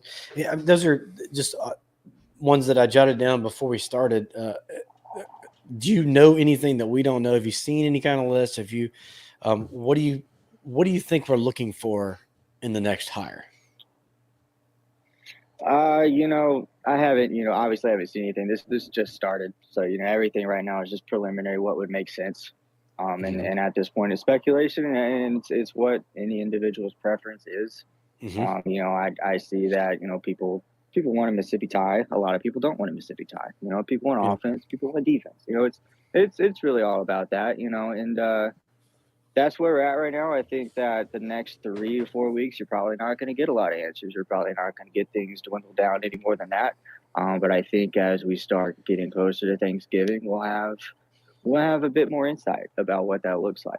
So, I've seen all the lists, and I'm kind of working on my own as well. So we'll see how it goes. Yeah, and Jeremy mentioned a little bit of that. Pilo and I were talking about the presser today, and he mentioned that there's like a 5 or 6 week window. He made that he made that point, and he said, but the most important, I guess that goes along with what you just said, but the most important of that 5 or 6 week window is probably the last 2 weeks, like where you get a lot of the stuff done. So is that the way you see it? Yeah, that's the way I see it, because that's just how football goes. You're going to know there's going to be more names also on the market as well. In mid-November, you're going to have a much better feel for what's out there. The agents are going to be on the lines a lot harder at that point. So you don't want to commit yourself too early. That is probably the last thing you want to do. You don't want to find a name that you love at the end of October, at the first week in November. You really don't want to do that. You want to give yourself the most optimal window possible, and that is before the early signing period, and probably around Thanksgiving. Somewhere in that window is probably where you're going to want to zero in on your guy. No doubt. If you were pulling the trigger, which direction do you go in? Maybe not a specific name, but do you go offense? Do you go defense? Do you go track record? Do you go young and excited? Which direction would you go? Just all things being equal, they all want the same salary. They all have good assistants to bring with them. Everything being equal on that front, which direction do you go, like schematically? So I think it starts age-wise. I think you're going with anybody on their way up. I don't think if I was in charge here, I'm not going with a retread. And I think that path is a lot harder to also convince as far as the Southern Miss end goes. I'm going with someone who's coming up from maybe a position coaching job, maybe an FCS job. You see Texas State and James Madison having a lot of success going the FCS route. Yeah. I actually don't love the offensive route. I see that failing a lot at this level, and I see the defensive route succeeding a lot, especially within the Sun Belt. I see teams that either are led by defensive-minded coaches or line of scrimmage-minded coaches, and that could be offensive line or defensive line. I see those teams succeeding. I see that at the last 2 years at Troy. I see that at Louisiana. I see that at App State in the past. The teams that have come out on top in this league year over year over year over year are led by coaches who either start from the line of scrimmage or their focus is on defense. I have watched Jeremy McClain's first hire as an athletic director, offensive-minded guy, goes 5-7, 5-7, 5-6. You see a lot of points scored, but if the defense never comes around, it's not going to matter. Mm-hmm. And if the development doesn't come around offensively, which was Chip Lindsey's undoing, none of it's going to matter. It's going to fall apart regardless. So I'm going young. I'm up and coming. I'm going either line of scrimmage or defensive guy. I like it. Interesting. And the only reason I asked that is because right now we don't have any offense, right? We don't have much of anything, right. But you're looking at this terrible third down thing we have going on. We have like 4 first downs or third down conversions in like the last month. So I don't think it matters. I think you can get yourself somebody who understands the importance of strength conditioning, understands the importance of playing great defense and winning the line of scrimmage, and then go and find you the dime a dozen offensive mind that's coming up out of FCS. That's a quarterback's coach at Oklahoma or whatever, and hire him. Make him your offensive coordinator. It doesn't matter. You don't need the head coach to be an offensive guy. And I think from that standpoint, that coach is also going to have a tendency to maybe be a little overreaching in a lot of things. So, dude, you know what? That's a very good point as well. That's a very good point because we kind of tried to go that route with Will Hall, did we not? It was we were going to save some money on. He is the offensive coordinator, right? So we didn't have to go that route, right?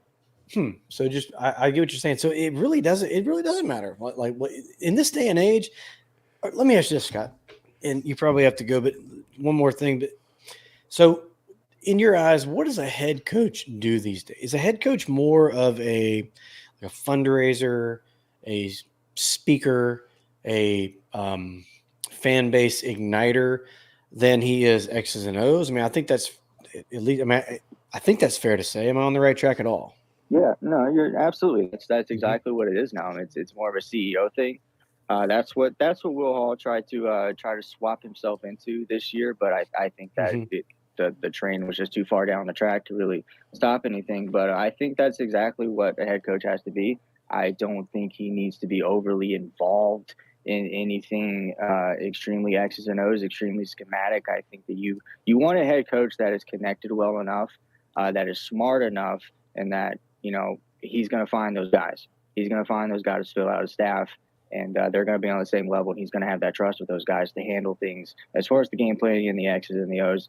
And the coach can handle the motivating, the fundraising, the networking, the traveling, the recruiting. Let him do all the overhead stuff. I think that is where you find the most success. Very, very interesting. Well, that's fantastic stuff. Pilo, you got anything else for Scott before we? Yeah, no, I mean, I really liked your point about the line of scrimmage thing. Obviously, that's been a part where we have really failed, and I think it's an interesting take on. I mean, immediately your gut, and I think a lot of people is like go after an offensive guy because we just haven't had it. But more than that, I just want to win the line of scrimmage, and I just want to look more athletic than the team we're lining up against. And well, I mean, what's been the issue? I mean, what's been the issue with the offense? Where has it started? Up front. Yeah. There you go. Yeah. Fix that. It is. There are an awful lot of skill guys that we have had, and I believe do have. Getting those guys the football with the opportunity to do something with the football has been the issue, and normally that starts up front. Very good points, man. Very good points. Well, dude, thank you so much for hanging on and sticking in, and just you guys go read Scott's stuff at the Sun Herald. Good dude, hell of a writer. So thanks, buddy. Appreciate you. Thanks, guys. Yep. See you, Scott. All right. We do have one that's been waiting a little while. Okay. Let's get to him. I'm not really sure what we're going to get here. Here we go. Yep. Go ahead. You should be live. Finger on the button. Yeah. Oh, yeah. Hello. You're on the air. Unmute, you should be good to go. Maybe they stepped away. Okay. Have we been caught up on the comments? I haven't seen if you've been. Yeah, I've been clicking them through as they've been coming in. Let's see. All right, here we go. Let me try this.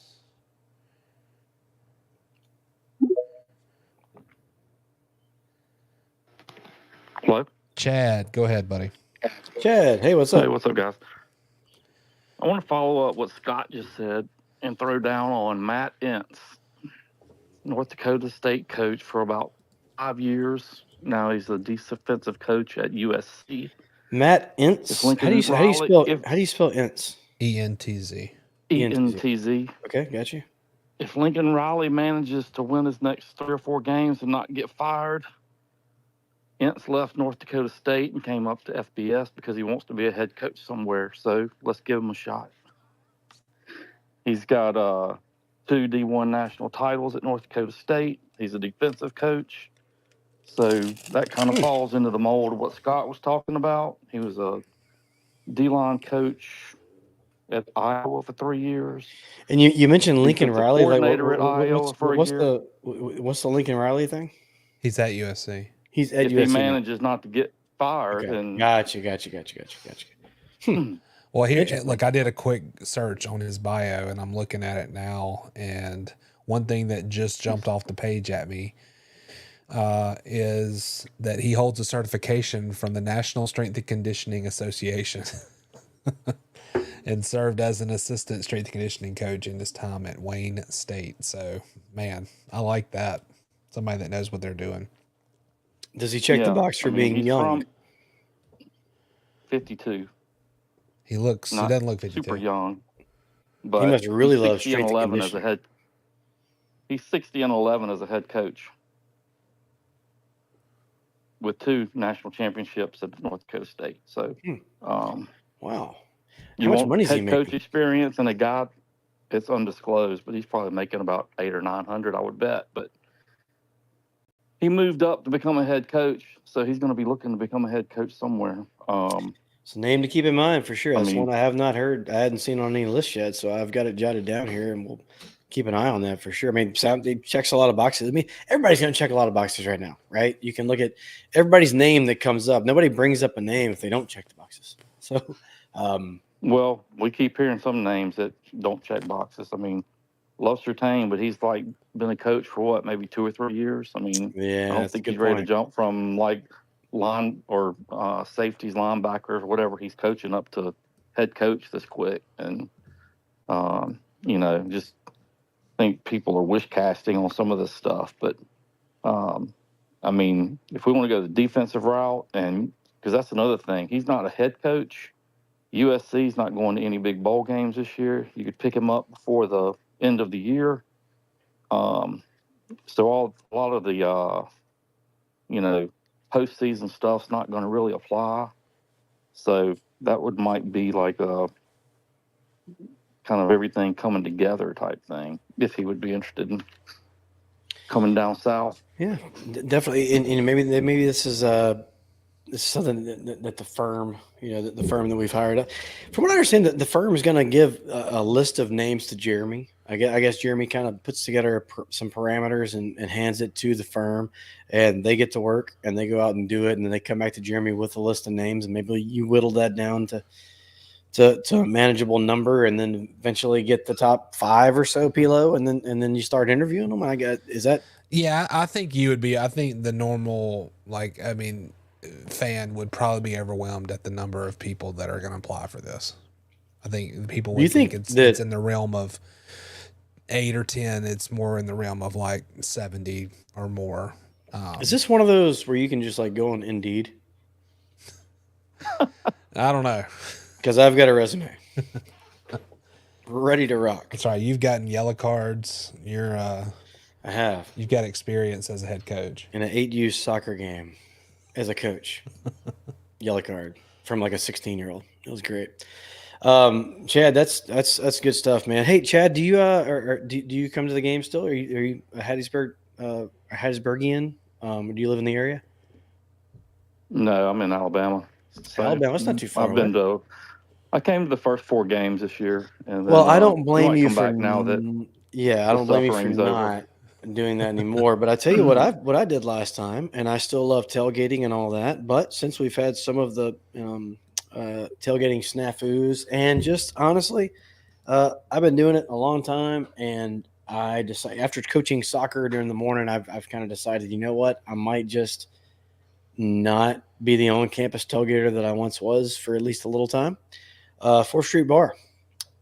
It was awesome. If you happen to come back into town, I would love it if you would swing by 4th Street and come say hello. Yeah, when we come, we have an RV, so we're in the RV lot. So we're look pretty at much you. self-contained over there. That's right down the road. We don't have to.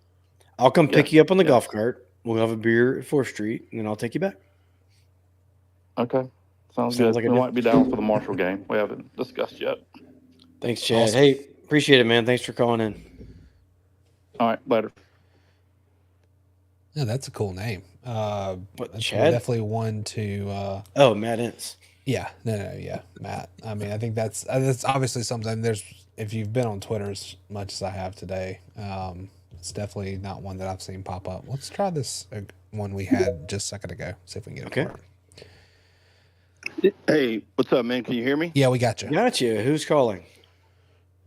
This is Nick in Texas. Ooh, Tejas. How's it going, Nick? And what's going on? All right. Hey, yeah, so I just wanted to call in here, and, we sat here for a year talking about Will Hall, and now we're talking about how he's a good man and all that. The man's going to be all right. He made close to $4 million a year. Can we just stop talking about Will Hall from now on? Well, it's been one day. I think like maybe like after today. But if in my case, I just had to get it out, and I do plan on calling Will at some point, just let him know. Like, And he knows. I mean, he knew before the season started that he had to win, and he's not an idiot, right? And it didn't work out. But you're right. He did make a lot of money. But it is what it is. I call the man a friend, so I felt like it was at least that's the least that I could do, fair. right? So. Well, no, I hear you. That's fair. And you're personal friends with them. You talk to them on your own time, right? But as a fan base, right, we should start moving on, right? Fair point. You know, and I don't have anything against him, right? I just don't want to sit here and talk about what he did wrong. It's over. Let's focus on moving forward. And the reality is here, the guy that we just let go, I think Baker came on here and talked about he didn't have good quarterback play. I mean, that's the most important position on the football field. Mm-hmm. And if your team can be weak in certain areas, but if you've got really good football play or good quarterback play, you're going to win some games you probably shouldn't. So whoever this new guy is, I hope to hell that he brings in a quarterback. And let me give you some examples of this. You talk about, obviously it's LSU, Brian Kelly. What did he do when he got hired? He brought in Jaden Daniels. He was pretty good, I think. I think he won a Heisman. Or you talk about the Sun Belt. Let's look what what's his name, DJ Kinney at Texas State. Right. He brought in the quarterback, TJ Finley. That guy was pretty talented. I think he had some head problems, but he replaced him with another quarterback he brought in from James Madison. So whoever this new guy in needs to bring a quarterback, because they're going to be honest with you. There's not a quarterback on that roster right now that can win 8-9 games. Maybe you disagree with me, but there needs to be better quarterback play. Now, that's easier said than done, but that's one of the first questions I'm asking someone when they interview for this job. Who is your quarterback? Because if you don't have an answer to that, like the guy that we just let go, who probably didn't have an answer when he interviewed for Jeremy with McLean, it's not going to work out. It's point blank. You got to have good quarterback play, which leads to another thing. How confident we are in McLean finding the right guy? Is he asking these questions? Who is your quarterback?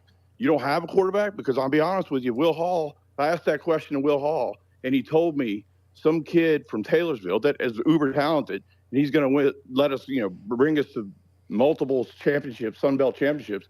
I would have told him, hey, it's, thanks for interviewing. It's time to move on, or, we'll call you if we're interested. That is the most important part to winning games, is having a good quarterback. So whoever it is needs to come in and bring a quarterback in. And I'll just pause there. And, maybe you guys agree with me. Maybe you don't. There's other things going to be fixed. Yeah, I think that's the most, not only the most important position on a football field, I think it's probably the most important position in sports, right? They have their hands on the ball every single snap. So yeah, the quarterback's a very big deal, and that's a good point. That's a good. I mean, if you look at it from that direction, I mean, it's if it did go down as Nick said, and Jeremy did ask Coach Will Hall that, and if he does, ask the next guy. I mean, if it in a vacuum, that scenario, what Nick said just makes a ton of sense. So, do you have a guy that you're bringing with you? It's not like we didn't try. Look, I mean, you can at least give it up to Will for the old college try. You bring in a guy from Clemson. You bring in one of the most celebrated quarterbacks in Mississippi high school history. You bring in a guy from Florida State. Hell, we tried 11 players in 1 year. You go super back. I think the dude tried his ass off. I don't think anybody. I hear people comparing Will to, and you don't want to talk about Will, fine. But I hear people comparing Will to Ellis. Ellis didn't give a shit. Will tried as much as he could, and just maybe he was in over his head. Maybe it just didn't work out. I don't know what happened. Doesn't really matter. At the end of the day, he failed.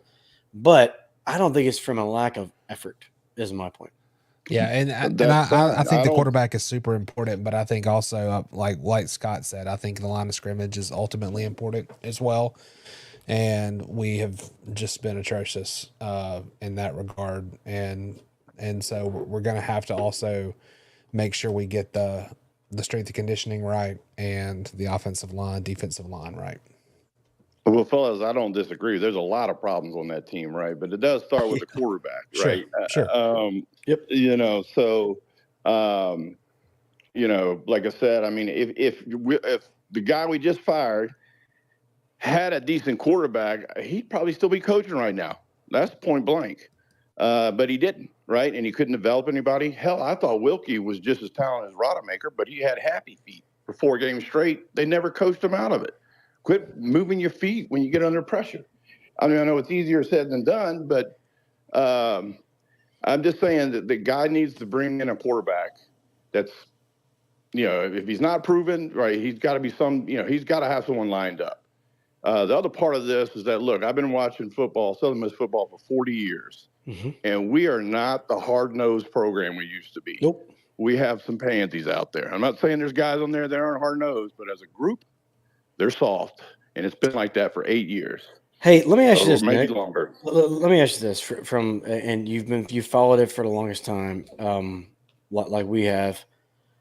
Who on that team is the leader? There's another good point you just made. I can't recognize one, or I can't point okay, out one. because And my point would be, and maybe we have one in Chris Jones. I've seen some things out of him lately. He's a young kid, and maybe he does fit that mold that we're looking for. I go back to like guys like TJ Slaughter, right? If there was, can you imagine TJ on this team right now? But you had multiple leaders on that era. You had Kenny, you had AD. Yes. Yeah, no doubt. But the alpha of all alphas was TJ, and if TJ is on this team right now, you want to talk about? There's some bloody noses on our sideline. Because right, this is what I'm talking about. We're agreeing. Yeah. Yep. No, I 100% agree with you. And I don't. Maybe Swayze Bozeman last year could have fit that mold just a little bit, but this year I'm not. Man. But you're right, and we made this point. We said that it's kind of like Reed Green Coliseum. Everybody calls it a dump. I'm like, yeah, but you could stand in the middle of the Coliseum, put a blindfold on, and spin around, and wherever you stopped and you took off your blindfold, whatever you're looking at, you can upgrade that. That's kind of where our football program is right now. So you can start really wherever you want. You've started at the quarterback position. That's the guy that has the ball the most, so it's hard to argue that. But immediately after that, I think you go to the lines, and then you go to scheme, probably. So there are a ton of things, and a quarterback would make this team a little better. I don't think a good quarterback this year makes us like 9 wins, right? Well, let me ask you this. Can you name the last 4 Super Bowl winners? No, I can't. I don't really. I've watched Southern Miss sports, and that's kind of it. But Chiefs, Patriots. They have a guy named what's his name for what's his name for the Chiefs? Mahomes. And then the Patriots, I think or the Buccaneers, I think they had a guy named Brady. Those are pretty good quarterbacks, right? I'm not saying that the other parts of the team didn't step up or weren't good. But brother, it starts with the quarterback. And you can have a super awesome offensive line, it's really good receivers, but if you don't have a quarterback, it's not going to run. And that's just my opinion. Maybe you don't agree with me, right? And I get your point that there's a lot of other areas that need to improve. But brother, it starts with the quarterback. Yeah, well, and look, I think we just need something that's good. And look, and you go back a long way. And Pilo, I don't know if we got anybody else hanging on the line, but this is good. So when I was kind of indoctrinated into my Southern Miss fanhood, quarterback wasn't the main thing. Lee Roberts was a really good player, but those teams was the defense. I might have gotten more excited when our defense got on the field than when our offense was on the field. I know things have changed. I get it. You do have to have a serviceable quarterback, and maybe these days you have to have an awesome quarterback to be worth a damn. I would still like to think that that's a piece of the puzzle, even though it might be a pretty big piece of the puzzle, but a bigger piece would be some sort of identity, which we don't have. We can all at least agree on that. We don't have an identity whatsoever. I don't even know what kind of defense we run. Back in the day, we like hung our hat on the 3-3-5 and the chaos and the standing up at the line and all that. I don't know anything about what we do identity-wise. I think we've been a mixed bag and just honestly probably grasping at straws offensively, defensively, and everywhere else. Musical chairs at quarterback, multiple defensive coordinators. We've tried everything we know to do. Yep. None of it's worked. So I can agree that a quarterback is a huge piece, but I think we can all agree that we need something to be good. If we don't have an awesome quarterback, can we have an awesome defense? If we have an awesome defense, we probably win more than we do. If we have an offensive quarterback, we probably win a lot more. So maybe it's easier. I don't disagree with you at all. I'm just, you talk about leaders, look, what people probably don't realize is the guy we just fired actually had a couple really good coaches on the staff when he first started, which we all know about Austin Armstrong. We saw a good, the difference between a good defense coordinator and a leader. And then he had hired his offensive line coach he had hired that didn't make it to Hattiesburg. He actually got hired away at Arkansas. And what did Arkansas do that year? Rush for like 300 yards a game. So he had some good coaches lined up. He just couldn't replace them. And that's all part about, I think who was it, the guy before who was saying, more of a CEO. You need to hire the right people, right, for your units and division. I mean, that's basic business, right? Yep. The leader starts with the coach. I mean, Jeff Bauer was an incredible leader, right? And that surfaced through his team with Slaughter, you mentioned, and a lot of those other leaders, right? The man wanted to win. He knew how to win, and he was going to fucking win no matter what. Excuse me if I can't say that. But, you need someone to come in here and say, look, Southern Miss football is hard-nosed, and you play 4 quarters. And that means we got to run up the score against some FCS team to prove a point to our players. We play 4 quarters, right? And somebody wants to get mad, you're running up the score, so be it. These boys need to be men, and they're not men. Sorry, that's my stance. We need a hard-nosed coach. So you can find the players, find the coaches, and start the tradition back. Love it, man. Wreck him, right? That's good stuff. That was great, Nick. Thank you so much for calling in. I hope you're not a stranger, man. If you do make it to Hattiesburg, please hit us up. We will. I'd love to chop it up with you. Yeah, man. I appreciate the time, and let's bring it back and Southern Miss to the top. No doubt. To the top. Wow. Yeah, that's good stuff. Good luck whoever follows that one. Nick, but no, I mean, Coach Will all being over, I get it. Quit talking about it. QB is important. And I thought we were getting in for a second. I thought it was going to go in the direction of like, I get it, man. QB is important. That's not groundbreaking, but he took it to a different level and he made a lot of sense. And if you are Jeremy, I mean, do you pose that question? Hey, man, I love everything about you. Brennan Marion. People keep bringing him up. Brennan Marion, love you. Love your whole vibe. Love the white cowboy hat. I think that could be a brand. I think that the Southern Miss students, the Southern Miss old heads are going to buy into whoever, right? Southern Miss young people, they'll probably do better with someone that can have a brand like that, right? Do you bring up that question? Hey, I love everything about you. Who's your quarterback going to be? And if his answer is, I don't know, does that make a difference? I mean, Nick made a solid point there. Yeah, we're getting a lot of feedback. Some Eagle Ball said, I'm sold. Make this guy the head coach. Lots of comments coming in. Yeah, I mean, I just think, that was a lot of good points. It wasn't something that we've heard, and I agree. I think we definitely need a return to the toughness. Jay, go ahead. That has been an ongoing thing. Hey, what's going on, guys? Good, Jay. Yep. It was Jay. Sorry, I'm. Yeah, Jay. Hey, what's up? Jay? Yep. Hey, go ahead, buddy. Hey, what's going on, guys? Hey, I'm just now chiming in a little late, so forgive me if I'm harping on something that others already have. But no, you're good. I want to push back a little bit on the quarterback play for us. It's kind of hard to evaluate our quarterback play when our quarterbacks only have like 0.3 seconds to get rid of the ball. Like, I think, Rodemaker and White and Crawford, I think those guys, if they played behind a good offensive line, the numbers that they would put up would be really good. I think Rodemaker are more than capable guys for leading this team. When I look at USM the past 3, 4, 5, 6 years, really since Monken left, is we have not had any offensive line. And I mean, games are won in the trenches. Like, if you can run the ball and stop the run, that's what championship teams do. You run the ball to set up the throw. And it's kind of hard to, I don't, whoever we hire, maybe they're going to bring, they probably will bring some guys from the portal and whatnot. And maybe they'll bring some quarterbacks, but I don't know. I just feel like we might have good quarterbacks on our team already. Like I said, it's hard to evaluate our quarterbacks when they literally have a defender in their face right when the ball snapped to them.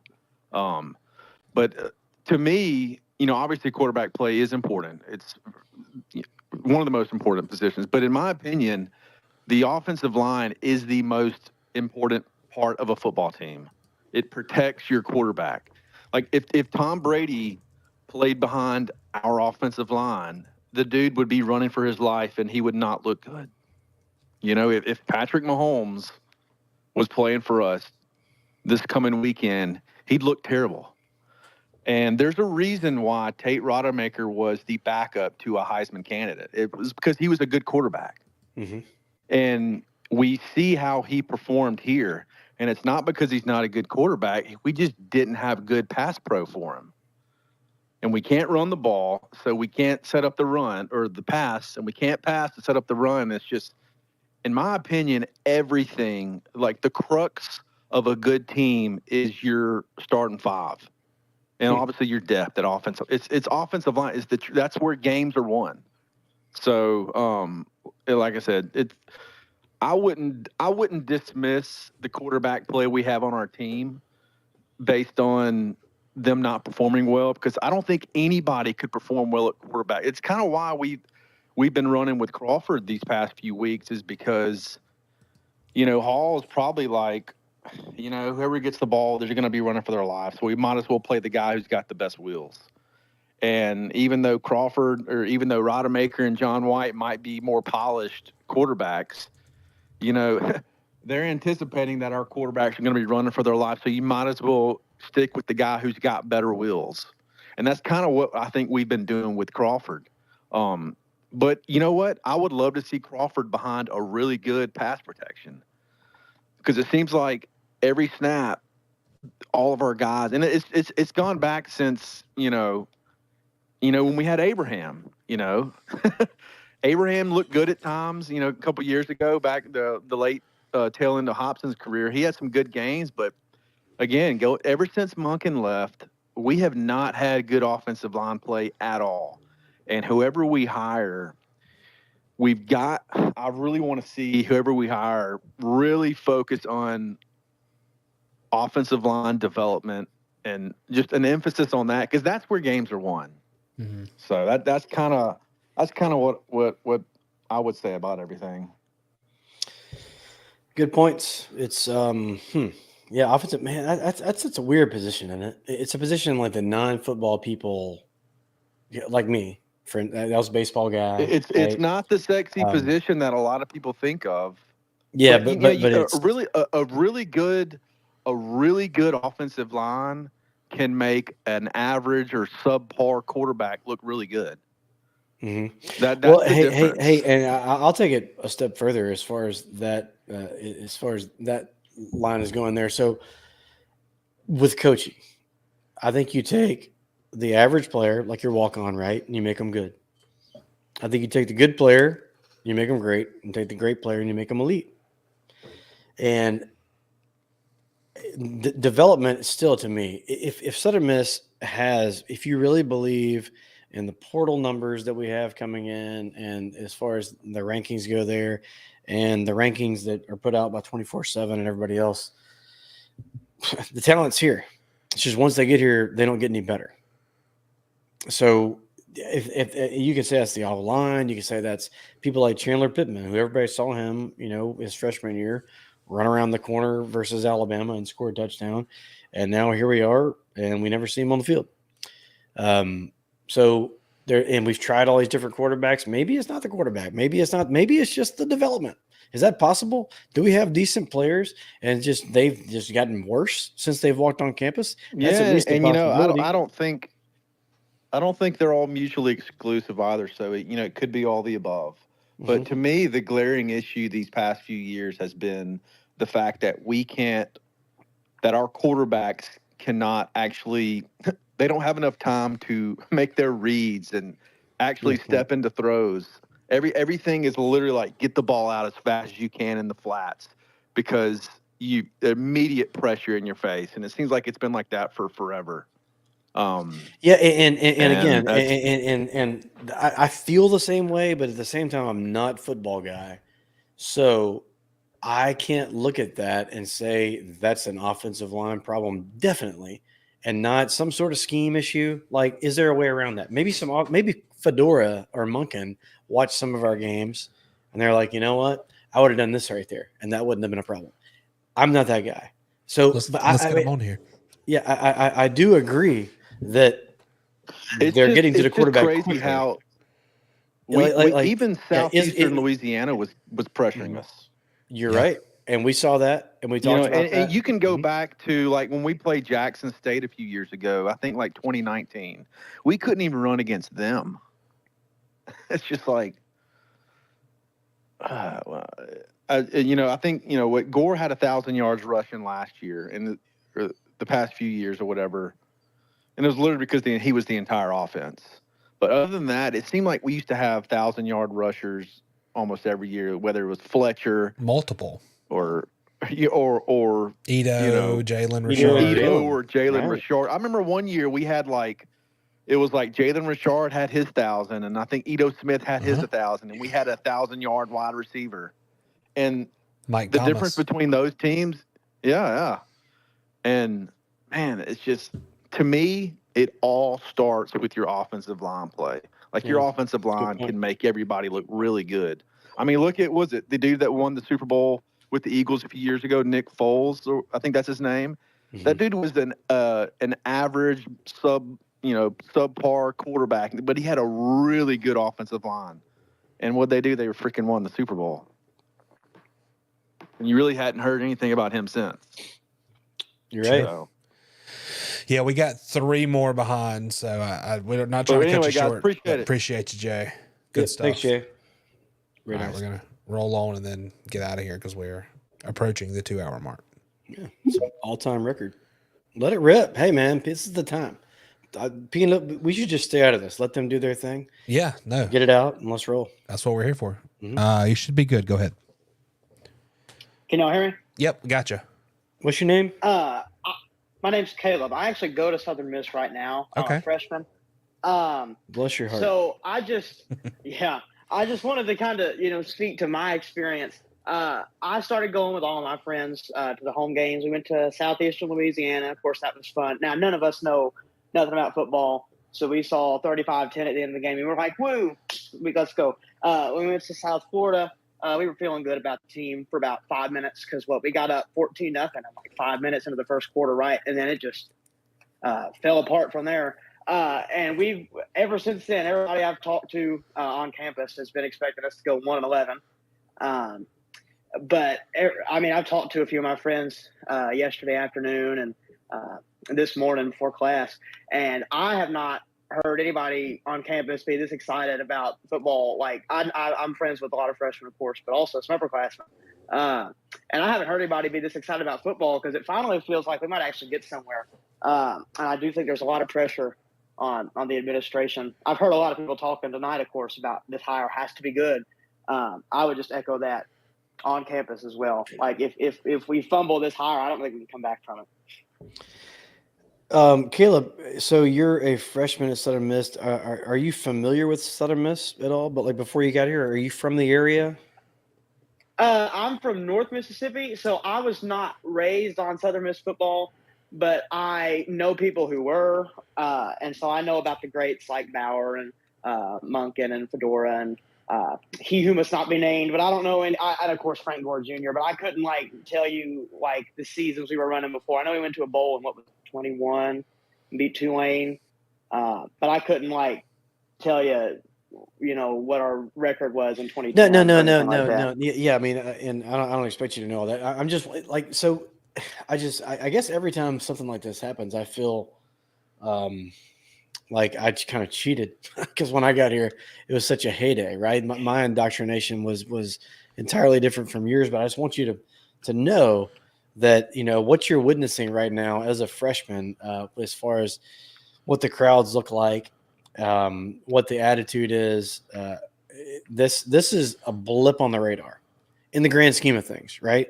Mm-hmm. This is a absolute blip on the radar. And when things are rolling, I would, if I were you, I would go look up on YouTube that 2003 TCU game to see us ripping down the goalposts. And know people like Pilo and I were down there jumping on those damn goalposts to get them cracked down, right?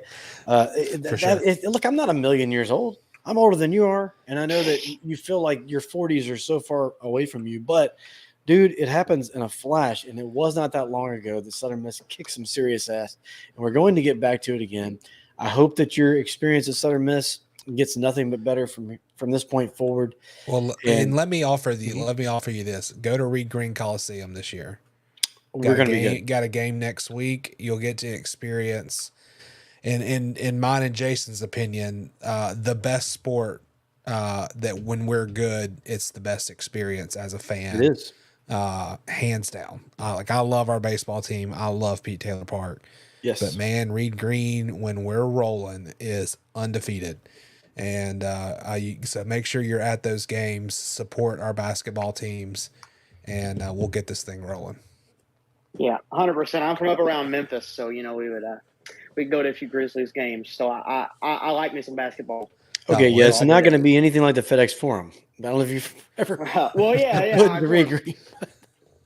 But look, when that. But I'm telling you, we get 3,000 people in there, and it gets loud. And then it gets 7,000 or 8,000, and it's absolute zoo. Yep. It's going to be fun. Caleb, we sit in section G. Come look us up, okay? All right. Thanks, Caleb. Thank y'all. Thanks, Caleb. Yep. All right, let's see.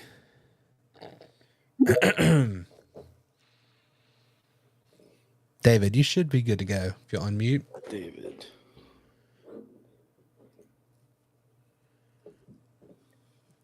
Can y'all hear me okay? Yeah, we got you, David. Go ahead. Yep. Okay, good. As a South Alabama alum, I'm kind of a petty South Alabama fan and enjoying the struggles of the University of Alabama defenses this year. I know it's early in the process, but have y'all heard any names thrown around of possible candidates to replace Will Hall at Southern Miss? Maybe Kane Womack return to the Sun Belt? Yeah, there's been a million names. I mean, the problem with Kane right there is do you want to? I mean, you have to take a pay cut, right? If you're the defensive coordinator at a place like Alabama, you're going to make more of the money than you can. Now, if Alabama's season doesn't go like it's supposed to, would you be looking to get out? I mean, that's also going to be an early exit for somebody like that. We all know that Kane was a finalist for the job when Will got hired, and we know with Kane's father's roots, and Kane played here, right? So what he wanted, does he feel are there any grudges there since he wasn't picked along the way? I have no idea. His name's obviously going to come up. He did a hell of a job at South Al, and that's something that you're probably going to kick the tires on when you think Pilo. Whether it's whether his name being in the running is viable or not, I really don't know. At this point, we're one day in. Maybe not even a whole I'm just day. a little baffled that a South Alabama alum is calling in on this show. It's okay. I'm beside myself. I'm also Southern Miss legacy too. My parents met at Southern Miss. My aunt, my grandmother went to Southern Miss. My uncle was a longtime football coach in high school at Pearl River County and in high school. So I mean, I've got strong ties. Pilo, why in the world? I would have ended up going to Southern Miss. What? No. Look, I have family in Mobile. I just it's just it's in my being to hate on South Alabama, but it's only because we haven't beaten them in football. So fair enough. I understand that, but like I was saying, I mean, I would have gone to Southern Miss if the recruiter that went to my high school wasn't more interested in recruiting the pretty girls in my class versus recruiting legacy. Touché. Well, I can't fault anybody there. David, thank you so much for calling in, man. I appreciate it. And, to the top. Who we got next, Pilo? Anybody else? Yep. Okay.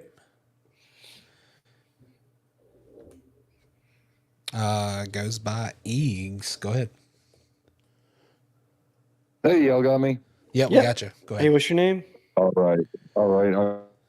I'm Dominic. I'm thrilled to follow the third generation Southern Miss legacy South Al grad there. So congrats on that. I just think it's funny listening and we talking about what's most important or what's gone wrong the most the last few years between offensive line or whether it's quarterback play, what have you, because I think we're just falling into a trap where we're not seeing the real problem. And what terrifies me is as a fan, I am and always will be. I always will prefer the idea that young guy coming in and using us for about 3 or 4 years so you can get promoted to be the tight ends coach at Alabama or whatever, but leaves us with a conference championship or two. That's where I think we ought to be. But that said, I bought into the idea of Will Hall being that guy that wants to stay, that opening press conference where he said all of the right things, and then we heard all those same things for another 4 years. And I think, when he comes in and he says, we're gonna recruit good guys and we're gonna build young men and we're gonna be the best, damn G5 football team out there or whatever. And then a year later, that's still all he's got to say. I think, I know he's a friend of the program and all of that, but I don't think the man ever had a plan. And I dare somebody to point me toward one presser where he really talked about what he was trying to do with this program other than elevate it in some nebulous way that he couldn't really define. And I really think that what went wrong with him is he thought with his past successes at smaller places that he could come in here and that his charisma was going to carry him. He's just such a great recruiter. He's going to bring in all the best talent and just motivate people, and they're going to want to run through a wall they're going to run through a wall for Will Hall, and we're just going to go win conference championships. And so the fact that he clearly, I feel like it's objectively, you can't debate it, that he clearly for 4 years had no plan for this program other than these grand ideas about what it means to be a great coach. So what did that interview look like? Y'all talked about us not having an identity, and somebody else talked about the questions they would ask about who's your quarterback and stuff like that in an interview. I would love to be able to go back in time and be a fly on the wall in that interview room with Will Hall. Did it sound like that initial press conference? Was it just a bunch of platitudes? And did anybody ask him? I don't care if you want to run the air raid or line up in a strong I formation for 4 years. What is your plan to bring this program back to being a winner? And if, as we've seen, Will Hall had no plan, no identity, no idea of what we were moving towards for 4 years, and that worries me, that terrifies me that this program, this administration is not well set to make a decision on who that next coach is going to be. And I'm at the point where everybody likes to talk about their wish lists and who they like out there. I want to see somebody come in where literally everybody I know, everybody I follow on Twitter is like, who's that? Because I don't trust anything anymore after the Will Hall experience, because I know some Tulane fans, as we all probably do. And, Will Hall is not what he was billed to be. How did he make it work at Tulane and then come here with nothing, with no ideas? There was no progression towards anything. If you could point towards this didn't work or that did. The most fun, few games that we had during the entire 4-year experience was the Superback era, and that was a cope. That was a temporary figure it out mechanism that wasn't part of what he wanted to do, and it wasn't something that he kept going. And it was a flash in the pan that was almost it's the desperation Hail Mary that's completed and gives you your one game that year. It's the Tim Couch in the Superdome. I don't have any confidence after that anybody at this school at my school can make the right decision here. And that's what terrifies me. And I'm sorry if I'm ending this 2-hour-long call on not a hopeful message, but I mean, it's worth asking the question, forget what the fans' wish list is. Somebody needs to be asking this administration, what are you looking for? I don't care what consulting firm you're going through. Mm-hmm. What are you telling that consulting firm? Tell us what you're looking for in a coach, because we need to know what it is that we're spending our money on when we renew our season tickets next year, what it is that you went out there looking for. Give us your plan so that we can feel like maybe you're bringing in a coach that has some kind of idea what the hell they're going to be doing with this program that used to be great and right now is a laughing stock. I think that we're going to find out a lot about that. That's all I got. I'll listen to you.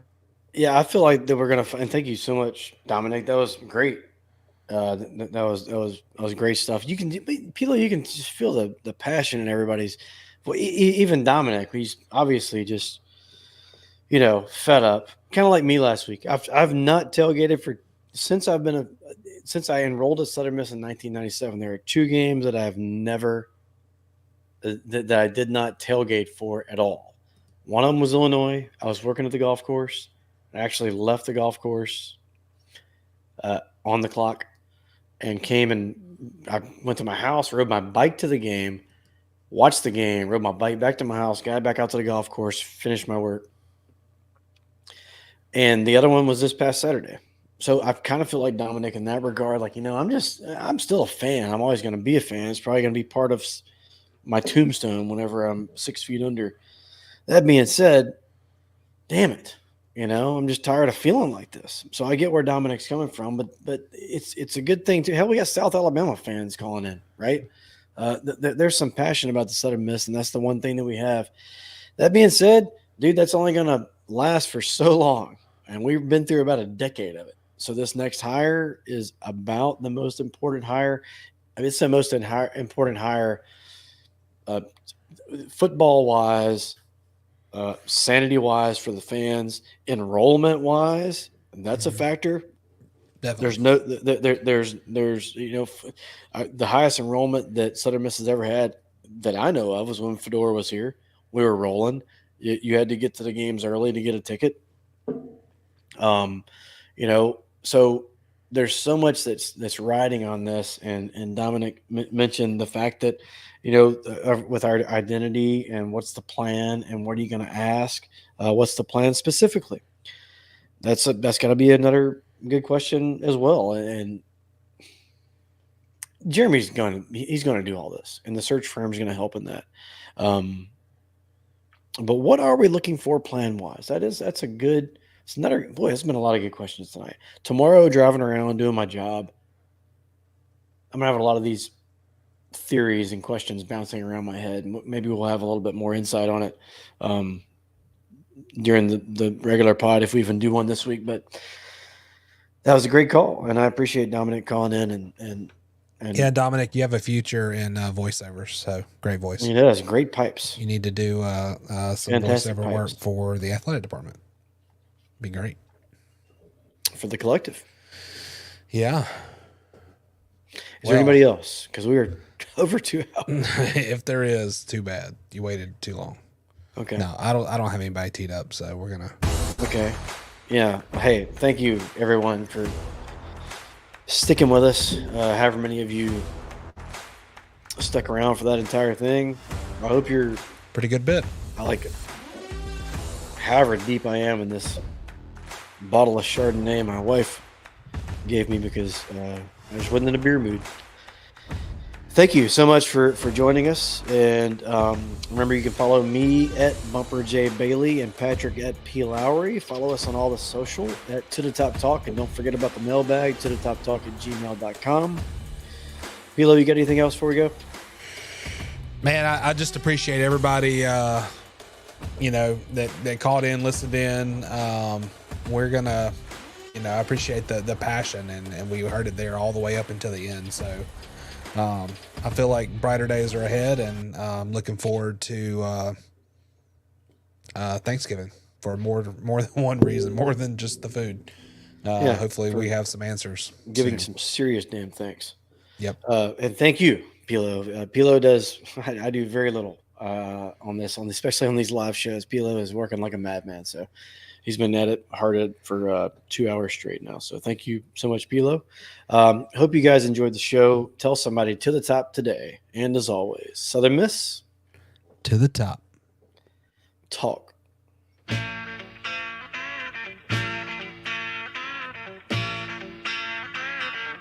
Why you mad? I could play for Alabama, USC, or Notre Dame. You have